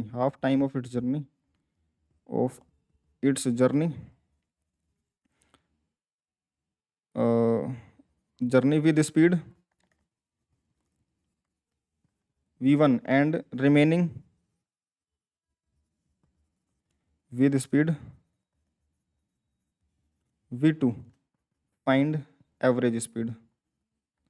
क्या बोला है कि पहला जो टाइम है, पहला आधा टाइम, ना कि आधा डिस्टेंस, पहला आधा टाइम v1 से चला, दूसरा आधा टाइम v2 से चला, तो अब एवरेज स्पीड बताओ। तो अब शायद जो तुम आंसर पहले सोच रहे थे वो ट्रू आएगा इसमें। करके देखो कि मान लो तुम ए से बी तक गए और ए से बी में तुम आधे टाइम तक v1 से चले, आधे टाइम v2। अब ये नहीं पता v1 और v2 में से कौन ज़्यादा है, तो हम रैंडम मान लेंगे भाई ये कोई पॉइंट था सी, यहाँ तक चले हम, v1 स्पीड से चले और ये टोटल टाइम का आधा टाइम है, और या बाकी बचे v2 से चले और ये टोटल टाइम का आधा टाइम है, t/2 टोटल टाइम अगर t मान लो तो t/2 तक चले। तो ये मान लो d1 डिस्टेंस है, d1 distance speed into time v1 into t/2, और d2 स्पीड ये की जो दूसरी डिस्टेंस है d2, ये कितना बन जाएगा speed into time v2 into t/2। तो जो एवरेज स्पीड बनेगी v एवरेज, वो टोटल डिस्टेंस अपॉन में total time, total distance d1 plus d2 upon में टोटल टाइम। पहले जो था वो डिस्टेंसेस हमें पता थी, इक्वल थी, और टाइम हम t1 t2 t3 निकाल करके रख दे रहे थे, तो एलिमिनेट हो जा रही थी d। अभी हमें टाइम पता है तो हम d को टाइम के फॉर्म में निकाल करके रख देंगे और वो टाइम को एलिमिनेट कर देंगे। तो ये बन जाएगा v1 t/2 plus v2 t/2 upon में t। तो देखो ये t से t और t कॉमन आके कट जाएंगे, तो v एवरेज क्या बन जाएगा बेटा, v1 प्लस v2 अपॉन में 2, ये बन जाएगा। इस बार आएगा वो v1 प्लस v2/2। जब टाइम इक्वल चलते हैं ना, इक्वल टाइम के लिए भाई, पहले 5 मिनट इतने से चले, फिर 5 मिनट इतने से चले, तब जाके एवरेज v1 प्लस v2/2 बनता है, ना कि डिस्टेंसेस में। ठीक है, खैर ये क्वेश्चन अपने करे। अब अगर तुम ध्यान से देखोगे मैंने तुम्हें लास्ट क्लास में भी एक क्वेश्चन दिया था कि एवरेज वेलोसिटी का इरोडो का क्वेश्चन है, ये तुम्हें होमवर्क करने के लिए दिया था, तो इसको समझते हैं, तुमने ट्राई किया होगा। ये इसी पैटर्न पे बेस्ड है जो अभी मैं करवा रहा हूँ तुम्हें। ध्यान से देखो इसको। इस क्वेश्चन में बोला हुआ है, इसमें जो ऊपर के 2 क्वेश्चन करवाए ना, उनका मिक्स है ये क्वेश्चन, ठीक है ना, उनका मिक्सअप है। क्वेश्चन में बोला है कि pointer travels half the distance with speed V naught. Draw कर लेते हैं भाई हम तो, ज़्यादा रिस्क क्यों लें, इतना दिमाग में क्यों सोचना जब हम ड्रॉ कर सकते हैं, सिनेरियो को सामने समझ सकते हैं, और जैसे डायग्राम तुम पूरा बना लेते हो फिर क्वेश्चन ही खत्म हो जाता है। सी पॉइंट बिल्कुल मिड ले लिया, मान लो d/2 डिस्टेंस, क्यों, क्योंकि इसने बोला कि ट्रेवल हाफ द डिस्टेंस, मान लो टोटल डिस्टेंस d थी, तो ये d/2 होना था, d/2 डिस्टेंस में ये स्पीड v0 से चले, बिल्कुल ठीक है, हम v0 से चल लिए। उसके बाद में रिमेनिंग पार्ट जो बचा, आधी डिस्टेंस बची, distance was covered with velocity v1 for half the time. ये जो आधी डिस्टेंस बची, इसमें जो भी टाइम लगना था उसमें आधे टाइम तक तो v1 स्पीड चला और बाकी आधे भी v2 से चला। अब v1 और v2 में पता नहीं कौन बड़ा है, तो मैं कुछ भी मान लेता हूँ रैंडम, मान लो यहाँ से यहाँ तक पहुंचे थे तुम, इसको d पॉइंट बोल दिया, ये हमने कर लिया है कवर, इसमें कोई दिक्कत नहीं। अब हम इस पे ट्रीट कर रहे हैं इस वाले पार्ट को। इस वाले पार्ट में C से D तक मान लो v1 स्पीड से गिवन है, D से B तक बाकी का d2, बट यहाँ पे ये गिवन है कि अगर ये टाइम t1 है और ये टाइम अगर t2 है तो ये भी t2 ही है ना। यहाँ से C से D का टाइम और D से B का टाइम आधा आधा, मतलब इक्वल इक्वल है, समझ में आई क्या बात। यहाँ का जो भी टाइम लगा उससे आधा आधा, तो हम t2 इसका मान लेते हैं, इसका भी t2, तो टोटल टाइम कितना हो जाएगा, टोटल टाइम पहले तो t1 लगा A से C में, फिर C से D में t2 लगा और D से B में भी उतना ही t2 लगा, तो t1 + 2t2 ये टोटल टाइम हमारा। पहले तो ये समझो। दूसरी बात, मैं पहला इंटरवल है A से C में, A से C को अगर मैं ऑब्जर्व करूंगा तो मैं डिस्टेंस d/2 को लिख सकता हूँ v0 × t1, तो मैं t1 लिख दूंगा किसके बराबर, d/2 v0, ठीक है। उसके बाद में मैं लिखूंगा C से D में जो डिस्टेंस, मान लो इसको d1 बोल दिया मैंने और इसको डिस्टेंस d2 बोल दिया, तो d1 डिस्टेंस बन जाएगा v1 × t2, और D से B में फिर से डिस्टेंस d2 बोल दिया, v2 × t2, इन दोनों को जोड़ा d1 + d2, तो ये बन जाएगा v1 + v2 और t2 टाइम कॉमन आ जाएगा, और d1 + d2 क्या है, d/2, टोटल डिस्टेंस का आधा ही तो है, ये d1 + d2 टोटल आधी डिस्टेंस होगी d/2, और ये v1 + v2 × t2, यानी कि जो t2 आया वो कितना बन गया बेटा, d/2 v1 + v2, बस कहानी खत्म हो गई। एवरेज स्पीड निकाल लेना है जो कि बनेगा टोटल डिस्टेंस अपॉन में टोटल टाइम है t1 + 2t2, total distance d upon में t1 कितना है, t1 आ जाएगा d/2v0 प्लस t2 कितना है, ये है, इसको 2 से मल्टीप्लाई करोगे तो 2 से 2 ये कट जाएगा, तो बस इतना ही बचेगा d/v1 + v2, तो d कॉमन ले लिया तुमने, d कॉमन ले लिया तो देखो d वैसे भी कट गया ऊपर और नीचे से कॉमन आकर के, ये बन जाएगा 1/में 2v0 प्लस ये बन जाएगा 1/में v1 + v2। अब एलसीएम ले लो, एलसीएम लोगे तो क्या बन जाएगा, 1/में एलसीएम बन जाएगा बेटा 2v0 × v1 + v2, ये दोनों मल्टीप्लाई होंगे डिनोमिनेटर में, और ये इधर जाके ऐड होगा, ये इधर जाके ऐड होगा, तो ये बन जाएगा v1 + v2 + 2v0। बस अब ये v एवरेज, इस एवरेज स्पीड में ये ऊपर चला जाएगा, तो 2v0 v1 + v2, और ये अपॉन में आ जाएगा कितना, v1 + v2 + 2v0, ये आंसर आ जाएगा। समझ में आई क्या यार। तो ये हमने बहुत अच्छे अच्छे क्वेश्चंस करे हैं, एक बार इसमें कैलकुलेशन थोड़ा सा चेक कर लेते हैं कहीं मिस्टेक ना हो जाए। तो ये क्या बन जाएगा, d1 + d2 v1 + v2 × t2, बिल्कुल सही बात है, d/2 t2 आ जाएगा d/2 v1 + v2, और time t1 + t2 + t2, t1 + 2t2, और ये बन जाएगा d/2 v0, बिल्कुल सही है, और ये d/2 v1 + v2, इसको 2 से मल्टीप्लाई करना, 2 कट गया, एलसीएम बन गया, v1 + v2 2v0, सही है, एकदम सही है। समझ में आ गई ये बात। तो एवरेज स्पीड कितनी आ जाएगी बेटा, 2v0 × v1 + v2 अपॉन में v1 + v2 + 2v0, ये एवरेज स्पीड बन के आ जाएगी। क्लियर है। तो यार अपन ने आज इतने अच्छे अच्छे क्वेश्चंस ढूंढ के करे हैं, और आई होप कि तुम्हें मजा आया होगा इन सब क्वेश्चंस को करते हुए, और प्रैक्टिस जो तुम्हारी हो गई ना, मैं तुम्हें बताता हूँ कि एवरेज स्पीड वगैरह, एक्सेलरेशन वगैरह, इन सब की तो मेरी इतनी अच्छी प्रैक्टिस हो चुकी है, अगर तुमने क्वेश्चन के सारे अच्छे से करे हैं कि तुम अब कहीं मात नहीं खाओगे। ठीक है, तो भाई ठीक है, आज के लिए इतना ही, और बाकी मैंने होमवर्क दिया हुआ है, लास्ट टाइम भी यही होमवर्क दिया था, आज भी वही है, क्योंकि एवरेज स्पीड वेलोसिटी आज ही हमने वाइंड अप करा है। तो ये सब आज क्वेश्चन होमवर्क तुम पूरा कर सकते हो, जितने भी इसमें क्वेश्चंस हैं, है ना, जितने भी क्वेश्चंस हैं एचसीवी के क्वेश्चंस अपने मॉड्यूल में से तुम खुद से ढूंढ के कर लेना, जो भी एवरेज स्पीड वेलोसिटी के होंगे। इरोडो के ये क्वेश्चंस और एसबीटी के क्वेश्चन ट्राई कर सकते हो, पाथफाइंडर में ऐसे एवरेज स्पीड वेलोसिटी पे स्पेसिफिक क्वेश्चन होते नहीं है।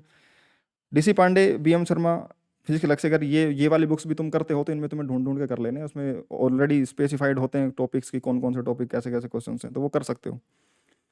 बाकी लेक्चर अगर तुम्हें अच्छा लगा हो तो यार चैनल को सब्सक्राइब जरूर कर देना, टेलीग्राम चैनल ज्वाइन कर लेना, यहाँ पे तुम्हें सारी नोट्स वगैरह और क्लासेस वगैरह लिंक्स वगैरह मिल जाती हैं। व्हाट्सएप पे मैसेज कर देना कोई तुम्हें क्वेरी हो तो 769683692, और डाउट ग्रुप में मिलते हैं 10:30 PM पे। ठीक है, डेली डाउट लेता हूँ मैं, लाइव डाउट डिस्कशन करता हूँ खुद से बच्चों के, और डिस्क्रिप्शन में लिंक भी मिल जाएगी इस ग्रुप की, अदरवाइज तुम टेलीग्राम पे जाके सर्च भी कर सकते हो माफिस डाउट क्लास ग्रुप, और वहाँ पे जाके ज्वाइन कर सकते हो। ठीक है, तो भाई आज के लिए इतना ही है, और अगर तुम्हें ये चीज़ें पसंद आ रही हो, कंप्लीटली फ्री कोर्स अपने फ्रेंड्स के साथ शेयर कर सकते हो यार, बस इतना ही कर सकते हो तुम। बस यही तुम्हारी मतलब फीस समझो चाहे जो भी समझो, बस यही है कि तुम अपने फ्रेंड्स के साथ शेयर करो ताकि सभी लोग ज़्यादा से ज़्यादा बेनिफिट उठा पाएँ। ठीक है, तो आज के लिए इतना ही, मिलते हैं फिर नेक्स्ट क्लास में।